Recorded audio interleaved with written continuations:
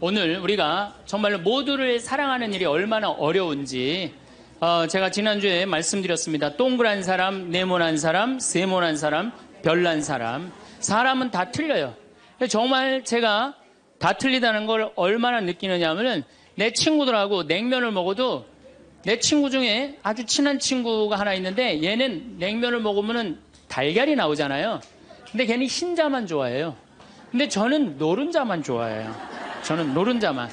그래서 걔를 노른자를 빼놔요. 그럼 저는 노른자만 먹고 걔는 내 흰자 갖고 가고. 사람이 정말로 틀리는 것 같아요. A형하고 B형하고 A병하고 O형하고 밥을 먹었어요. 넷이서 밥을 먹었는데 성격이 다른 거죠. 꼭 P의 문제가 아니라 유형 이렇게 뭐 별 유형이 다 있듯이. 근데 보통 A병이 자기 하고 싶은 대로 한대잖아요. 그러니까 그냥 밥을 먹다가 승질이 났는지 어땠는지 숟가락을 내더니 확 나가버렸어요. 그랬더니 오지랖 넓은 O형이 궁금한 거예요. 앉아서 밥을 먹을 수가 없는 거예요. 제가 왜 나갔는지. 숟가락을 놓고 따라 나갔어요. 무슨 일인지 알아보려고. B형은 그러거나 말거나 주변에 신경을 안 써요. 나만 편안하면 되는 거야.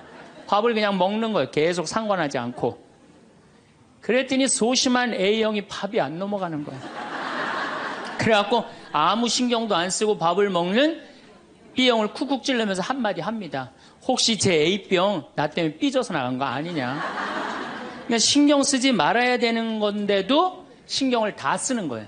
우리 이렇게 교우들 중에 굳이 내가 저 사람 이렇게 고민하고 괴로워하는 것까지 내 탓이 아닌데도 뭐 성당에서 뭐가 일이 잘못되면 다 누구 탓인 것 같아? 다 내 탓인 것 같아. 우리가 어디서 이게 교육을 받았느냐면은 루카복음 6장을 읽어보면은 뺨을 맞으면 다른 뺨을 돌려대고 겉옷을 달라고 그러면은 속옷을 두고 원수까지도 사랑하라고 가르칩니다. 원수까지도 사랑하라고 그러는데 정말 우리가 모두를 사랑해야 되는 거 아닌가 이런 생각 들잖아요. 그렇죠? 근데 예수님은 정작 다 사랑했을까요? 예수님 다 사랑하지 않으셨어요. 더욱이 12제자 중에 12제자 똑같이 사랑하지 않았어요.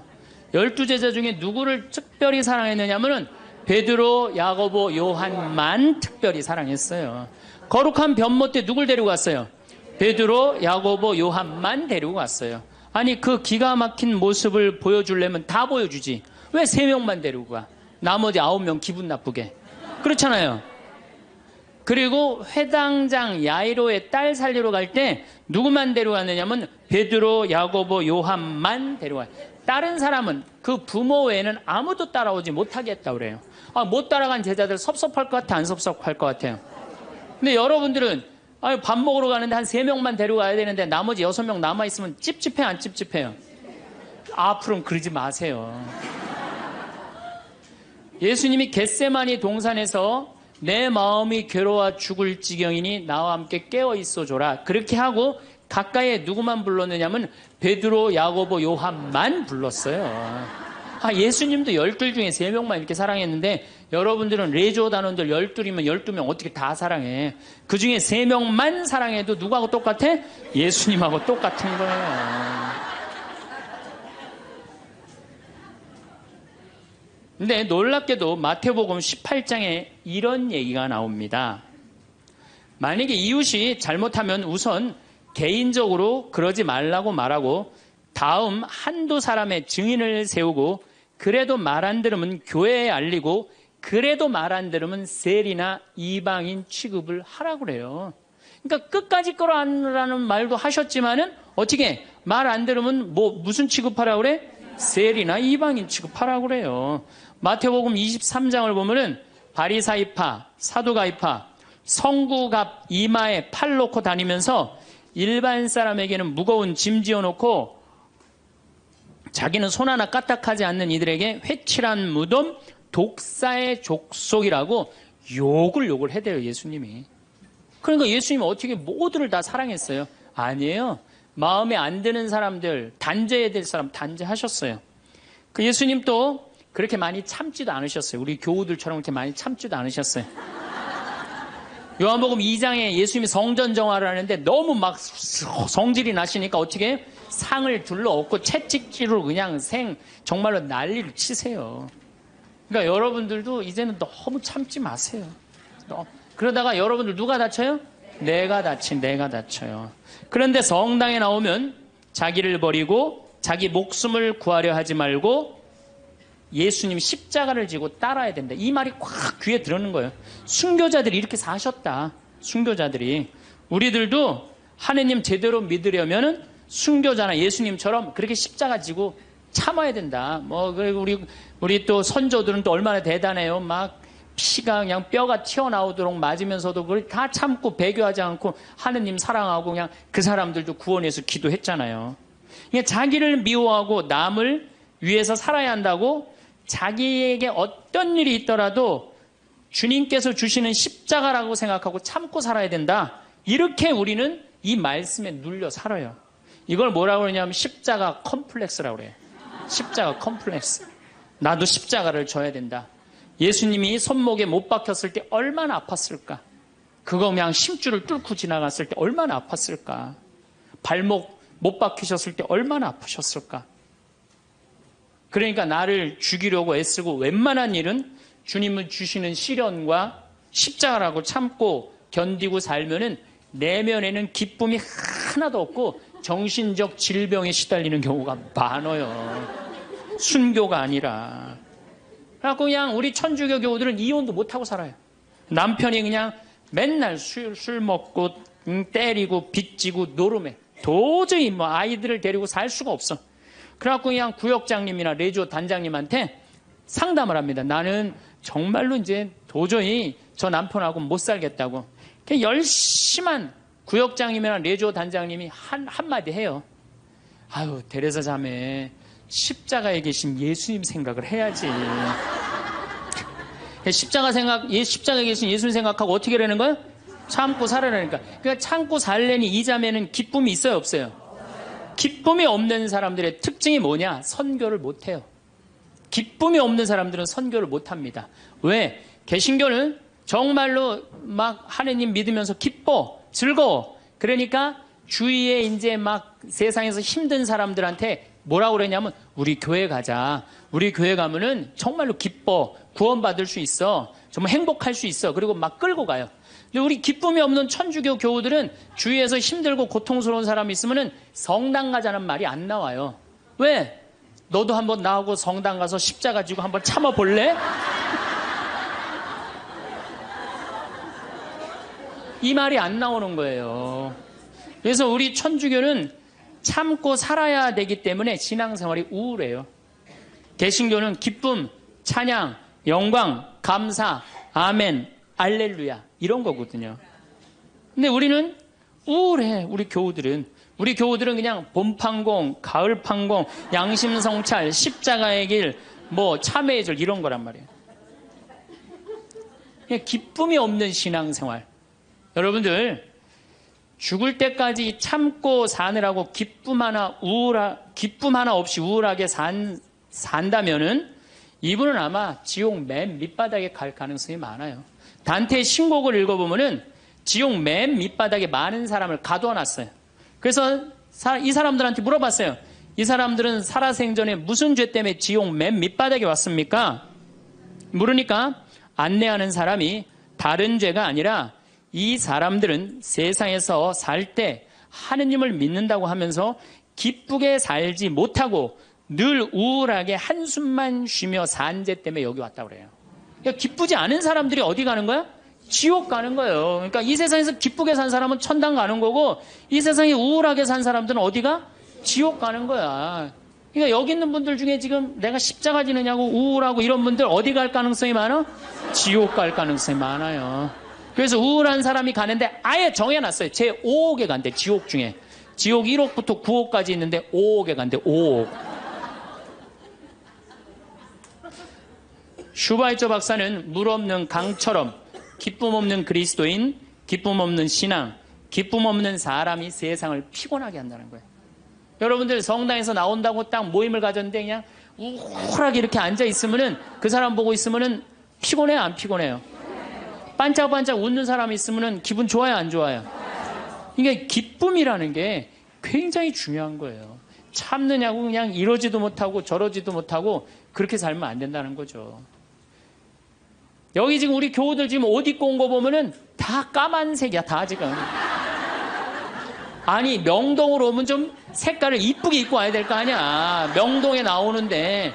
근데 우리는 화려한 옷 입으면 안 돼. 우리 천주교 교우들은. 내가 그 개신교 설교하러 갈 때 정말로 제가 많은 걸 배웠어요. 뭘 배웠느냐면은 예배하러 한 300명 정도가 나왔는데 전부 다 예쁜 옷을 입고 나왔어요. 정말로. 정말로 축제에 오는 것 같은. 그러니까 주일 예배하러 오는 것 같은. 근데 우리 지금 여기도 지금 얼마나 까만지 몰라요, 지금. 그런데 예수님께서도 기쁨을 굉장히 강조하십니다. 저는 요한복음 13장, 14장, 15장, 16장, 17장, 18장 이거 여러분들 꼭 한번 묵상해 보세요. 왜 이걸 묵상해야 되느냐? 요한복음 13장에 예수님이 제자들의 발을 씻어줘요. 발을 씻어주고 최후의 만찬을 하세요. 그리고 14장에 뭐라고 그러느냐 하면은 성령께서 오실 거다, 내가 가도. 그러니까 성령을 보내주실 것을 말씀하시면서 당신이 아버지께로 가는 걸 기뻐하라고 그래요. 이제 곧 18장이면 잡히실 거거든요. 잡히실 것인데도 불구하고 예수님은 제자들하고 마지막 작별 유언을 하면서 기쁨에 대해서 말씀을 하세요. 기뻐해라. 요한복음 15장에는 나는 포도나무요 너희는 가지로다. 너희들은 나한테 붙어 있어라. 그래야만이 많은 열매를 맺는다. 이 말씀을 하세요. 근데 11장에 이런 말씀을 하세요. 내가 이 말을 한 것은 내 기쁨을 같이 나누어 너희 마음에 기쁨이 넘치게 하려는 것이다. 아니, 이게 오늘 저녁에 붙잡혀서 돌아가실 예수님 입에서 나올 말이에요. 그런데 예수님이 지금 돌아가심에도 불구하고 마음이 기쁘신 거예요. 그래서 내 기쁨을 너희에게 흘러 넘치게 하려는 것이다. 그러니까 죽기 전에도 기쁘셨던 거예요, 예수님은. 왜? 뭐가 열리니까? 천국문이 열리니까. 16장 22절에는 진리의 성령을 보내주실 것을 다시 한번 약속하시면서 내가 다시 너희와 만나게 될 때에는 너희 마음은 기쁨에 넘칠 것이며 그 기쁨은 아무도 빼앗아가지 못할 것이다. 구하여라 받을 것이다. 너희는 기쁨에 넘칠 것이다. 예수님은 장마다 말씀하시네. 13장, 14장, 15장에 걸쳐서 16장에 걸쳐서도 말씀하시고 17장에 아버지 이 사람들이 하나 되게 해주십시오. 아버지와 나는 하나입니다. 많이 들어봤죠? 네. 이 말씀 끝에 이렇게 말씀하세요. 지금 나는 아버지께로 갑니다. 아직 세상에 있으면서 이 말씀을 드리는 것은 이 사람들이 내 기쁨을 마음껏 누리게 하려는 것입니다. 성서에 보면 온통 기쁨밖에 없는 거예요. 기쁨. 아니 지금 저 18장이면 잡으셔서 돌아가실 분이 마지막 유언에 마지막으로 하신 말씀이 뭐예요? 기쁨이에요. 기쁨. 그렇다면 여러분들은 신앙생활하면서 기뻐야 되지 않아요? 기뻐야 되는데 왜 이렇게 우울해? 왜 이렇게 청승을 떠냐 이거예요. 데살로니가 전서 5장 16절에 유명한 얘기죠. 항상 기뻐하시오. 그렇죠? 끊임없이 기도하시오. 어떤 처지에서든 감사하시오. 저는요, 이 구절보다 더 중요한 구절이 있어요.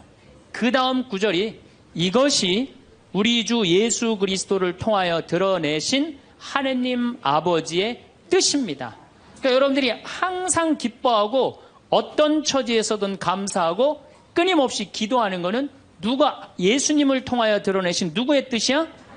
하느님의. 그러니까 기쁨과 감사는 우리의 본질이에요. 본질. 그러니까 우리가 신앙생활에 기뻐야 돼요. 필립보서 4장 4절 이 베드로 바오로 사도가 감옥에 갇혀서 쓴 거래요. 유명한 얘기예요. 주님 안에서 항상 기뻐하십시오. 다시 말합니다. 기뻐하십시오. 그래서 필립비서에 기뻐하라는 말을 16번이나 해요. 16번이나. 그리스도 안에서 기뻐하라고.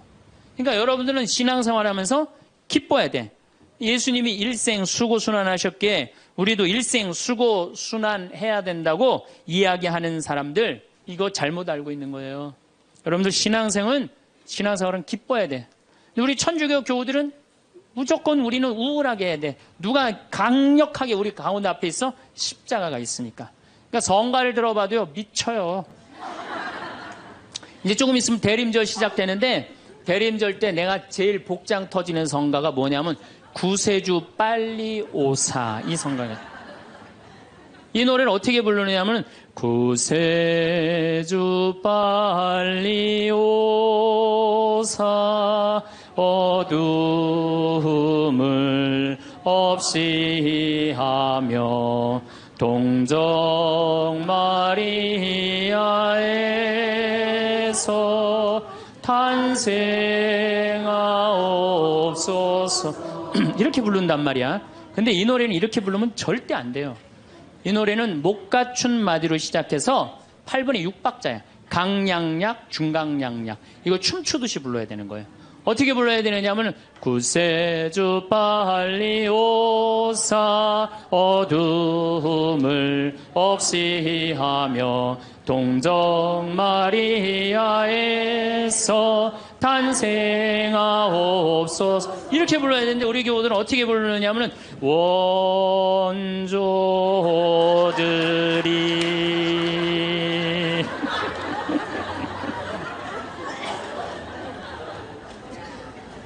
그러니까 그냥 구세주부로 빨리, 가사는 구세주 빨리 오사라는 가사인데 하는 거 보면 장송곡이야, 장송.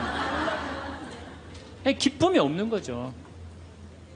사실 저도 신앙을 키운 결정적인 동기는 십자가입니다. 중학교 때 성당에 가보면, 나는 수원 조원동 주교자 성당에 다녔는데 십자가가 나무 십자가인데 큰 게 있었어요. 근데 그 예수님을 보면 너무 불쌍한 거예요. 어쩌면 우리를 사랑하시기에 저렇게 고통스럽게 지셨을까. 그냥 보면은, 근데 우리 이 조원동 주교자 성당 옆에는 은퇴 신부님이 살았어요. 근데 어떤 신부님이 살았느냐면 하한주 신부님이라고 살았어요. 막 수염이 이렇게 하얀 수염이 나신 하한주 신부님. 이 신부님이 얼마나 무서웠느냐면은, 우리 어렸을 때는 성체험할 때 그리스도의 몸은 아멘하고 혀로 내밀었잖아요. 혀를 안 내밀면 입 벌리라고 소리를 질렀어요. 그래갖고 그 신부님이 나와서 미사를 하면은 그 줄에는 아무도 안 갔어요. 다 보자 신부 줄에 가갖고 다 성체험하고 그래. 근데 나는 중학교 2학년 때부터 신학교를 가려고 그랬으니까 신부님 집에 놀러를 자주 갔어요. 놀러를 가면 신부님 집 거실에 뭐가 써있느냐면, 님 쓰신 가시관이라는 시가 쓰였어요. 님의 전생애가 마냥 슬펐기에 님 쓰신 가시관을 나도 쓰고 살으리라. 이튿날 님이 날 보시고, 임이 보시고 날 닮았다 하소서. 이튿날 나를 보시고 임 닮았다 하소서. 이 세상 다할 때까지 당신만을 따르리라. 그 시를 보는데 가슴에 팍 와닿더라고요. 님의 전생애가 마냥 슬펐기에. 얼마나 이게 이 중학생 그 가슴에 와닿아요. 우리 님이 한 번도 기쁘지 않고 전생애가 마냥 슬펐기에 나도 님 쓰신 가시관을 나도 쓰고 살으리라. 얼마나 이게 가슴에 와닿아요. 여러분도 그렇지 않아요? 전생애가 고통스러웠더니 불쌍하지 않아, 예수님? 그래갖고 나도 그 님의 전생애가 마냥 슬펐기에 님 쓰신 가시관을 나도 쓰고 살으리라. 그거 하려고 신학교 들어갔어요. 신학교 들어갔더니 이번에는 신학교에서 신상옥이라는 친구가 지금도 활동 열심히 하고 있죠. 이걸 곡으로 써놨는데 기가 막힌 거예요. 우리 신학생들이 파티하고 축제 끝나면은 맨날 맨 마지막에 우리 신학생들이 이렇게 어깨동무하고 부르는 노래가 이 노래예요. 비장하게 부르는 거죠. 왜? 이 세상 다 할 때까지 당신만 따른다고. 신학생 포기하지 않고 신부로 살고 죽을 때까지 당신만 따르리라. 그러니까 어깨동무하고 어떻게 부르느냐? 님은 전생애가 마냥 슬펐기에 님 쓰신 가시관을 나도 쓰고 살으리다. 이튿날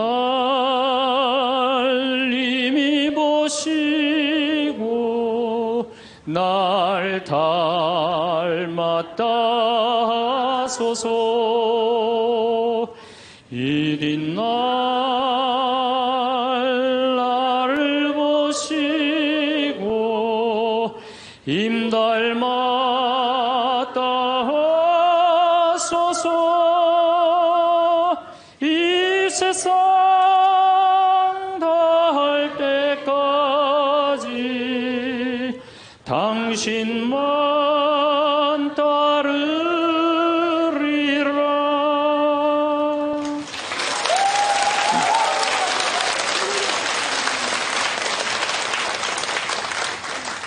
이렇게 청승을 떨면서 신학교 10년을 보냈어요. 신부가 딱 되고 보니 내가 내 관점에서 성서를 좀 읽어보니까 더욱이 강원도 생태마을 아름다운 자연에서 하느님이 창조해놓은 기가 막힌 자연에서 성서를 읽어보니까 우리 님께서 하나도 안 슬프게 사셨더라고요. 그리고 가시관은 언제 썼느냐 하면은 전생에 쓴 게 아니라 마지막 금요일 날 하루 쓴다. 하루밖에 안 썼더라고요. 전생애가 슬프긴 뭐가 슬퍼요. 예수님처럼 기쁘게 사신 분이 없어요. 성서에 예수님을 표현하길 뭐라고 그랬냐면은 예수님은 먹보요 술꾼이라고 그래요. 루카복음 5장 29절에서 30절에 나옵니다. 그리고 레이는 그분을 위해서 자기 집에서 큰 잔치를 베풀었는데 세리들과 그 밖에 많은 사람이 큰 무리를 이루어 그분 일행과 어울려 먹고 있었다. 그래서 바리사회와 율사들이 제자들에게 투덜거렸다.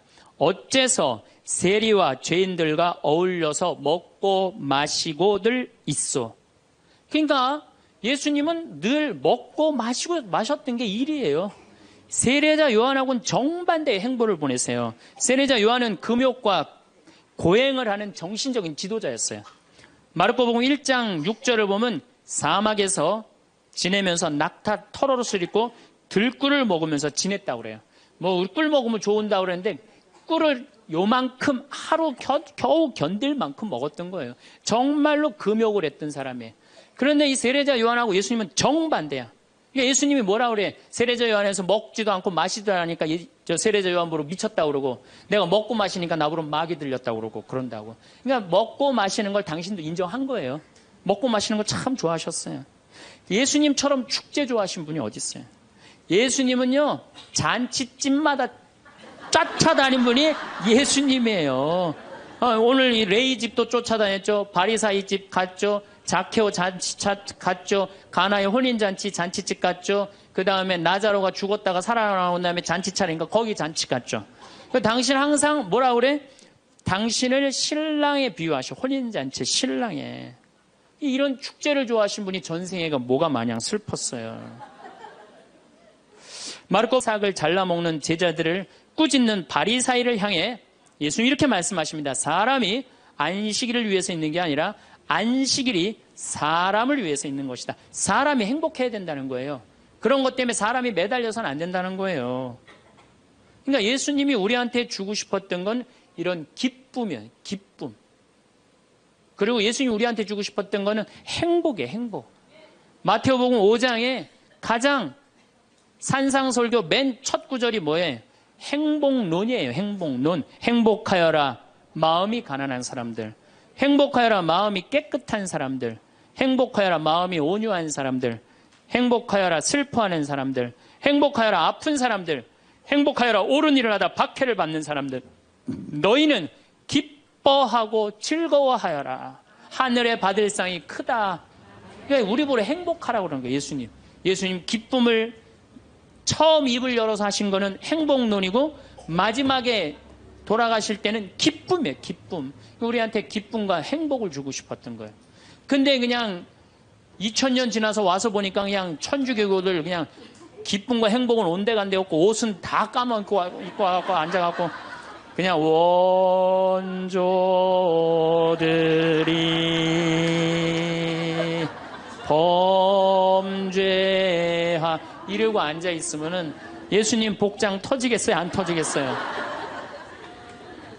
또 예수님이 우리한테 주고 싶었던 게 행복, 기쁨뿐만 아니라 평화입니다. 이것도 우리 신앙생활에 아주 중요합니다. 예수님이 돌아가셨어요. 그리고 부활하셨어요. 3일 만에 부활하셨어요. 제자들한테 뭐라고 그랬냐면은 나는 3일 만에 다시 살아날 것이다. 근데 제자들은 이해를 못했어요. 죽고 난 다음에 살아난다는 말을. 그래갖고 예수님 돌아가시는 걸 보고 다 도망가 버렸어요. 이제 우린 끝이다. 그래갖고 심지어 어떤 제자들은 고기, 원래의 직업으로 돌아갑니다. 고기 잡으러 가요. 이제 우린 끝났으니까. 아니, 그렇게 3년 동안 그렇게 가르쳐 놨는데, 그렇게 배신했는데, 얼마나 열받아요, 예수님은. 근데 예수님이 3일 만에 딱 살아나서 제자들 앞에 나타나요. 제자들이 당황스럽겠어요, 안 당황스럽겠어요? 우린 끝났는 줄 알았는데 다시 나타나니까 얼마나 당황스러워요. 그리고 나타나려면 1년 후에 나타나면 덜 미안해잖아요. 배반은 해놨는데 3일 만에 나타나면 얼마나 미안해요. 마음이 기쁘기도 하고 혼란스럽기도 한 거야. 근데 예수님이 이렇게 말씀하십니다. 너희들 내가 3일 만에 살아난다고 그랬느냐 안 살아난다고 그랬느냐, 왜 배반했느냐, 이렇게 따지지 않으세요. 입을 열어 하신 말씀이 뭐냐면은 평안하냐, 내가 너희에게 평화를 주노라. 예수님이 우리한테 주고 싶었던 거는 우리가 아무리 배반하고 나쁜 짓을 했어도 예수님이 나하고 마주쳤을 때는 우리가 당황하지 말고, 그렇죠? 미안해하지 말고 그러라고 무슨 말부터 건네세요? 평안하냐, 내가 너희에게 평화를 주노라. 예수님이 주고 싶었던 게 평화야. 자, 여러분들, 내가 성당 다니는데 기쁘지도 않고 행복하지도 않고 평화롭지도 않아. 성당 다니는 이유가 있는 거예요, 없는 거예요? 없는 거예요. 그러지 않으면 뭐하러 성당을 다녀요? 예수님이 가장 주고 싶었던 건데. 또 예수님이 우리한테 주고 싶었던 게 사랑이야. 요한복음 13장에 당신이 돌아가실 때가 알자 못내 사랑하던 제자들을 극진히 사랑하셨다고 그래요. 극진히. 얼마나 제자들을 사랑했으면 극진히 사랑했다고 그래요. 최후의 만찬 때 밥 먹으면서 누가 배반할 건지 막 자기네들끼리 의견이 분분했잖아요. 사도 요한이 예수님 가슴에 기대서 밥을 먹었어요. 베드로가 물어보라고 그래요. 예수님한테, 사도 요한한테 누가 배반할 건지. 저는 이 밥 먹는 장면에서도 예수님의 사랑을 느껴요. 마지막에 떠나면서 밥 먹는 장면에도. 여러분들, 본당신부님하고 회식을 해요. 너무너무 본당신부님이 잘생기고 편안하고 좋아. 그래갖고 그냥 먹던 밥을 들고 가고 신부님 가슴에 기대서 먹을 수 있는 분 계세요? 예수님의 품은 굉장히 넉넉하셨어요. 우리를 다 끌어안아 주시는. 예수님이 우리한테 주고 싶었던 게 기쁨, 행복, 평화, 사랑. 그 다음에 맨 먼저 하실, 나는 너희에게 복음. 복음, 이게 영어로 뭐래? 굿뉴스. 다 알죠? 굿뉴스입니다. 좋은 소식을 전하러 온 거예요. 나는 하늘나라의 복음을 전하러 왔다. 굿뉴스. 좋은 소식을 전하러 오고, 예수님이 우리한테 최종적으로 열어주고 싶은 세상은 뭐였느냐 하면은 구원이에요. 구원. 근데 이 좋은 거를 갖고 내가 즐겁고 행복하게 살아도 지금 현찬을 판국인데 우리가 그냥 우울하게 그냥 청승 떨면서 달면 옷도 다 까만 옷만 입고 다니고 말이야.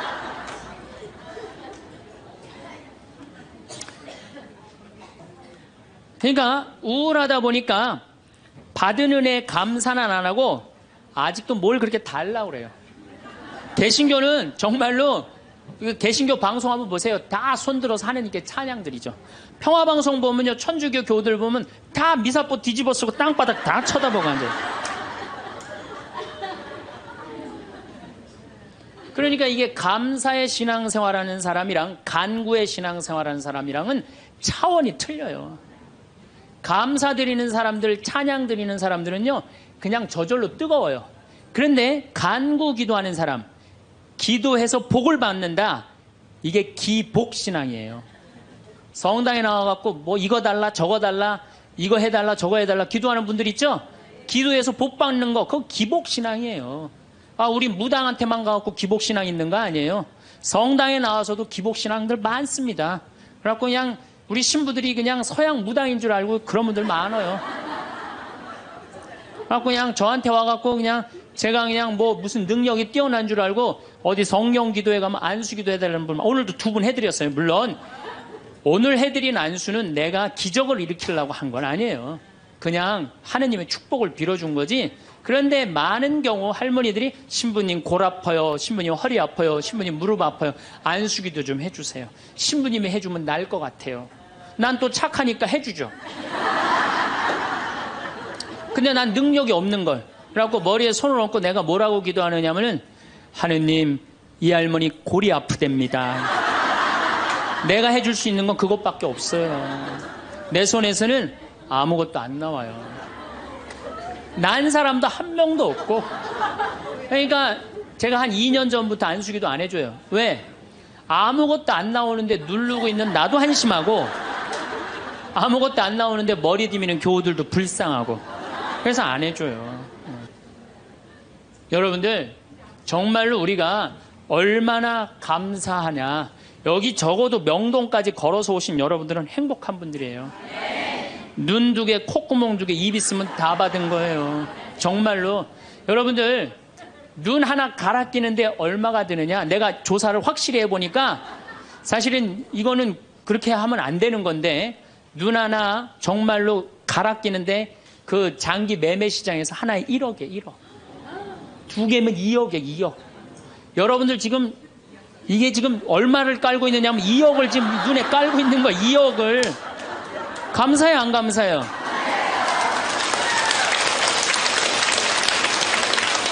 만약에 내가 아무것도 안 보여. 그래갖고 저 신부 얼굴도 못 보고 반찬이 어떻게 생겼는지도 모르고 명동 성당이 얼마나 멋있는지도 모르고 그렇지 않아요? 아무것도 지금 다 보고 있는데 얼마나 감사해요. 감사하지 않아요? 감사해요. 신장 하나 갈아 낀데 3천만 원, 간 갈아 낀 데는 7천만 원이에요. 이것만 대충 따져도 3억을 여러분들 여기 지금 깔고 있는 겁니다. 근데 뭘 하느님한테 달라고 그래요? 다 주셨구만. 만약에 여러분들 내가 쓰러져 갖고 앰뷸런스에 실려간다. 1시간 산소호흡기 되는데 얼마를 내야 되냐면 36만 원 내야 돼요. 근데 여러분들 지금 공짜로 지금 오전 10시부터 지금까지 몇 시간 마신 거예요? 지금 5시간 마신 거예요. 한 200만 원 벌은 거지만 앉아서. 감사해요, 안 감사해요? 하루면 1,000만 원 버는 거예요. 이렇게 받은 은혜 감사하기도 바쁜데 뭘 그렇게 하나님한테 달라고 그러세요? 신부님, 빚이 너무 많아요. 빚도 걱정하지 말아라. 갚다 못 갚으면 죽으면 되지 뭘 걱정하고 그래. 제가 여러분들 죽으라고 그런다고 자살하라는 얘기가 아니에요. 중요한 건 뭐냐면 여러분들 지금 빚 걱정한다고 갚아줘요? 안 갚아줘요. 빚은요 세월이 갚는 거예요. 그럼 세월한테 맡기세요. 세월한테 맡기고 나 오늘 하루를 살더라도 즐겁게 살아요. 아깝지 않아 이 하루? 그렇죠? 그러면 오늘 하루 정말 즐겁고 행복하게 살다 보면은 빚도 시간 지나면 갚아지는 건데 그걸 그냥 끌어안고 그냥 주님께서 여러분과 함께 마음을 드높이 우리 주 하느님께 감사합시다. 말로는 맨날 마땅하고 옳은 일이라고 그래. 말로는 미사 때마다 말로는 마땅하고 옳은 일이라고 그래. 주님께서 여러분과 함께 전능하신 천주 성부와 성자와 성령께서는 여기 모인 모든 이에게 강복하소서. 아멘. 미사가 끝났으니 가서 복음을 전합시다. 하나님 감사합니다. 떠날 때도 감사하다고 그래. 떠날 때도 성당 떠날 때도 감사하다고 그러고 정말 감사하느냐. 마음 안에 본질적으로 내가 2다리 있고 눈 있고 코 있으면요 여러분들 다 받으신 거예요. 근데 우리 천주교 교우들은요 감사하는 그 본질적인 게 안 되는 거예요. 이 하느님이 모든 것 내가 다 누리고 사는데 저는 그 지선아 사랑해라는 그 시를 보면서요 가슴이 정말로 미어졌어요. 이 이화여대 다니던 지선이라는 이 아가씨는 얼굴도 정말 예쁘더라고요. 그런데 술 먹은 그 차가 쳐갖고 오빠가 학교에서 데리고 오는데 불이 난 거예요. 그리고 11번을 수술을 한 거예요. 온몸에 화상이 입어갖고. 이 친구가 시를 썼는데 기가 막힌 시를 썼어요. 저는 짧아진 8개의 손가락을 쓰면서 사람에게 손톱이 얼마나 중요한 것인지 알게 되었고 1인 10여걸 해는 엄지손가락으로 생활하고 글을 쓰면서는 엄지손가락을 온전히 남겨주신 하나님께 감사해. 개신교 다니나 봐요. 하나님께 감사한다는 거. 손가락 8개가 다 없어지고 엄지만 남았는데도 감사하다는 거예요. 근데 여러분들은 지금 뭐야? 10개 다 있잖아요. 감사해, 안 감사해요? 이 엄지 두 개 가지고 지금 박사학위 지금 과정 받고 있대잖아요. 얼마나 대단해요. 더 기가 막힌 건 눈썹이 없어. 눈썹이 타서 없어졌는 모양이에요. 무엇이든 여과 없이 눈으로 들어가는 것을 경험하며 사람에게 이 작은 눈썹마저 얼마나 필요한 건지 알았다. 여러분들 지금 눈썹 있는 거 감사해, 안 감사해? 감사하죠.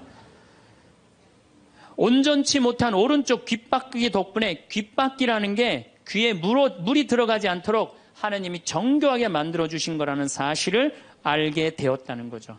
무엇보다도 건강한 피부가 얼마나 많은 기능을 하는지. 여러분들 지금 피부 다 갖고 계시죠? 그 친구는 다 타 없어서 피부가 없어요. 껍데기일 뿐 별것 아니라고 생각했던 피부가 우리에게 얼마나 소중한 것인지 알게 되었습니다.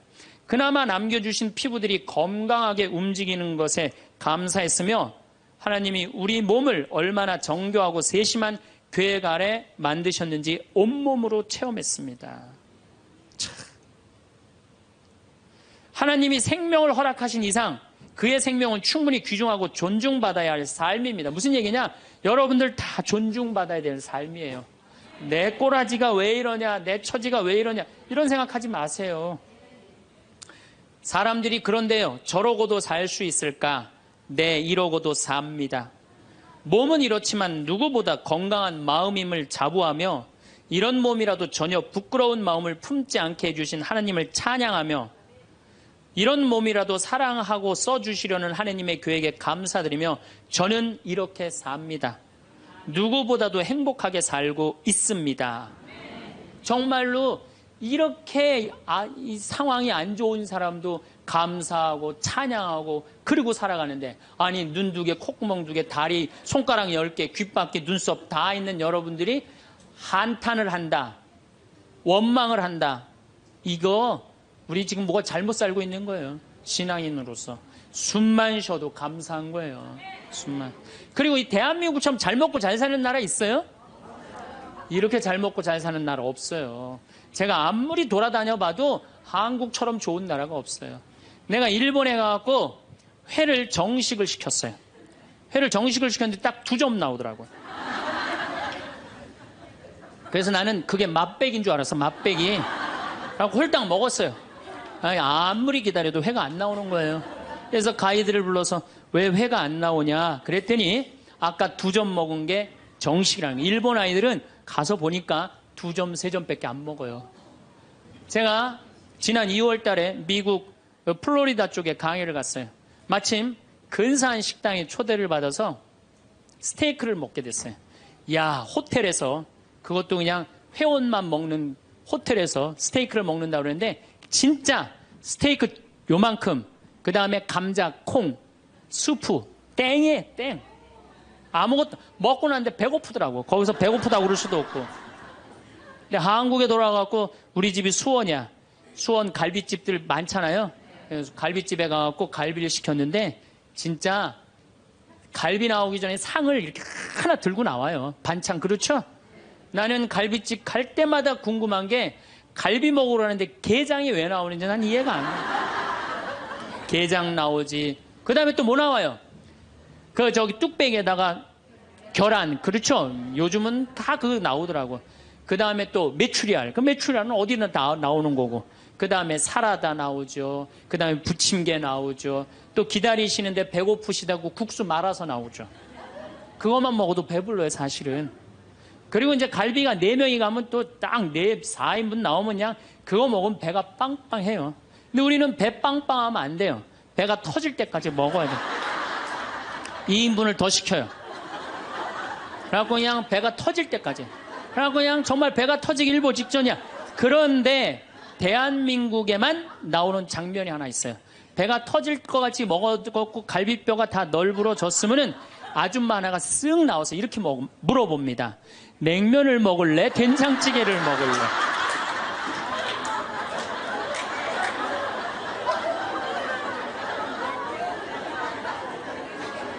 국가적으로도 정말로 잘 나갑니다. 우리나라 자동차 잘 만들어요. 그렇죠?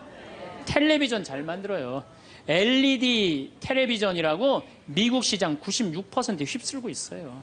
자동차도 정말로 도요타 지금 막 추월하려고 그러는 판이에요. 반도체 잘 만들죠. 배 잘 만들죠. 97년 IMF 터졌을 때 아시아 전체가 다 IMF 터졌어요. 근데 우리나라처럼 IMF를 잘 극복한 나라는 없어요. 미국이 우리나라 기업 다 먹으려고 그랬는데 국민들이 금 모아갖고 그거 상환할 줄은 꿈에도 몰랐던 거예요. 대단한 민족이에요. 정말로. 그리고 2008년 금융위기도 우리나라가 참 잘 극복했어요. 그럼 국민들이 이렇게 행복한 나라에 살면 자부심을 가져야 될 거 아니야. 그렇지 않아요? 요즘 잘 나가요. 여러분들 일본 소니가 우리나라 삼성에 떨어진 지 5년 됐어요. 5년. 그렇게 따라가려고도 안 되는 거예요. 네? 텔레비전 잘 만들지. 작년에는 일본이 무역 흑자 200억 달러였는데 우리나라는 400억 달러예요. 올해도 잘 나가고. 근데 뭐가 그렇게 불만이 많어. 만족하고 살면 되는데 국민들이 욕심이 너무 많아요. 여러분들 제가 세계 경제 10위권까지 들어간 나라 중에 다른 나라 침략하지 않은 나라가 없어요. 다 다른 나라 거 뺏어서 저렇게 잘 먹고 잘 사는 거예요. 우리나라가 작년에 수출 9위, 올해는 수출 7위가 올랐은데요. 경제 규모로는 15위지만은 그래도 경제권 10위권에서 이 조그만 나라에서 왔다 갔다 해요. 그런데 생각을 해봐요. 세계 10위권까지 들어간 나라 중에 다른 나라 침략해서 다른 나라 뺏어갖고 이렇게 잘 먹고 잘 사는 거예요. 미국 다른 나라 침략해 안 해요? 지금 이라크 석유 뺏어갖고 저렇게 잘 먹고 잘 살잖아요. 일본 침략했어요 안 했어요? 정말로 우리나라 저 강원도의 소나무 다 잘라갖고 저렇게 잘 먹고 잘 사는 거예요. 영국 침략했어요 안 했어요? 스페인 남미 거 다 뺏어다 먹었어요. 그렇죠? 프랑스 아프리카 다 뺏어, 베트남 거 다 뺏어다 먹었어요. 포르투갈, 네덜란드, 독일, 이탈리아 잘 산다는 나라는 다른 나라 침략해서 다 뺏어서 잘 먹고 잘 사는 거예요. 그래서 저는 여행 다닐 때 이 코 큰 놈들 얼굴 다니면 제가 뭐라 그러는지 알아요? 이놈들아 고개 숙이고 다니는 도둑놈들아. 왜? 너희들은 아프리카, 인도, 아시아, 남미 거 다 뺏어서 지금 호의호식해서 사는 거야. 지금 너희들은 아시아, 남미, 아프리카에 굶는 사람들 너희들은 당연히 도와야 돼. 왜? 니네들이 다 뺏어간 도둑놈들이니까. 그런데 세계 경제 10위권까지 진입한 나라 중에 다른 나라 한 번도 침략한 적 없이 우리끼리만 이 자리에 올라온 나라가 한 나라가 있어요.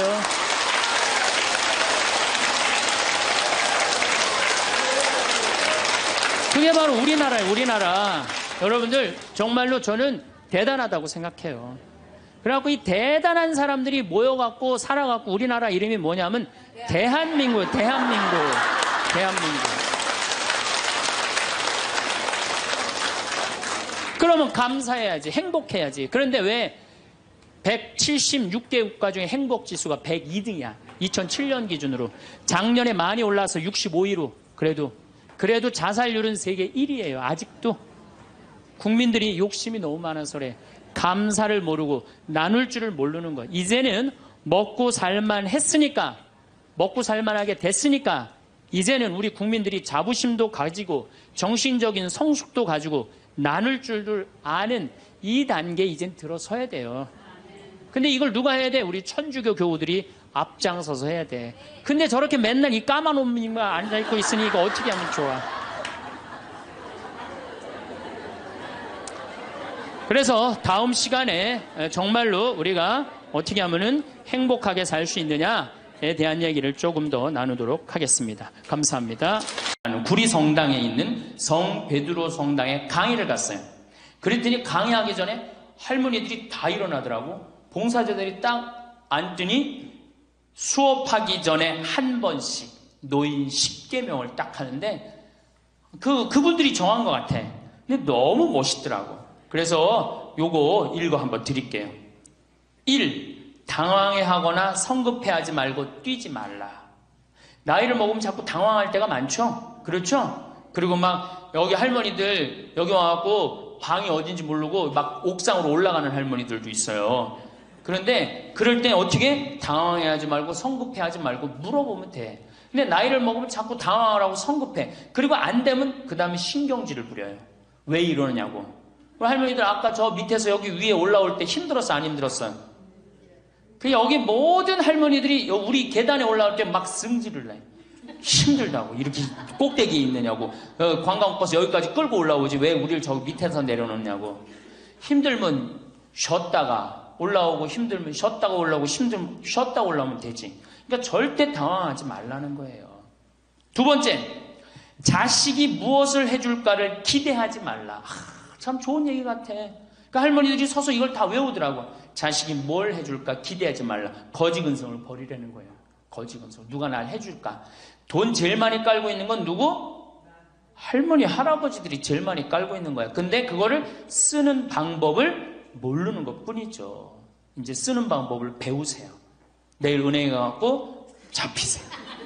잡혀갖고 대출해갖고 한 달에 100만 원씩 딱딱 연금으로 이렇게 빼서 딱딱 쓰는, 돈 쓰는 재미로 늙어서 살아야지 그 재미 없으면 못 살아요. 세 번째, 고집 부리지 말라. 고집 부리지 말라. 60년, 70년 살아온 가닥이 있잖아요. 그렇죠? 그러니까 그 경험을 절대 포기하지 않는 거예요. 그러니까 새로운 걸 안 받아들이는 거지. 고집 피는 할머니들 많죠. 네 번째, 시샘하지 마라. 왜 이렇게 또 욕심이 많어? 나이 먹으면 그냥 옆집 할망구가 뭐 아들이 와서 뭐 했다고 그러면 그냥 속에서 그냥 부글부글 끓죠. 시샘하지 말라.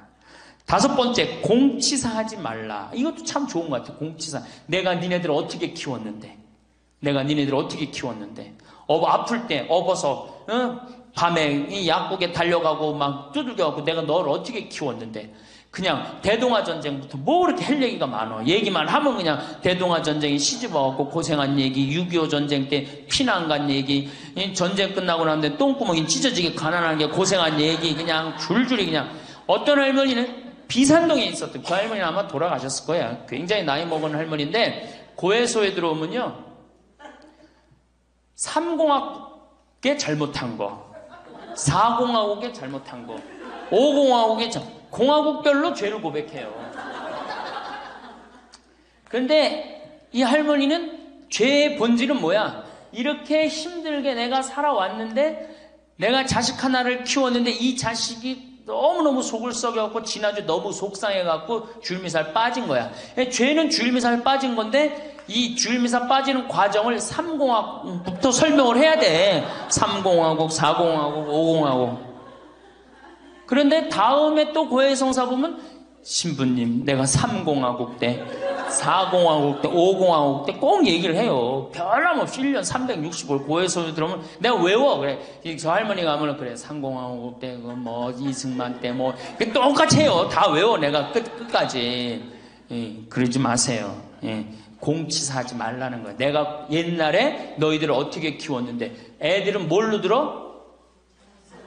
그 잔소리로 들리는 거예요. 잔소리로.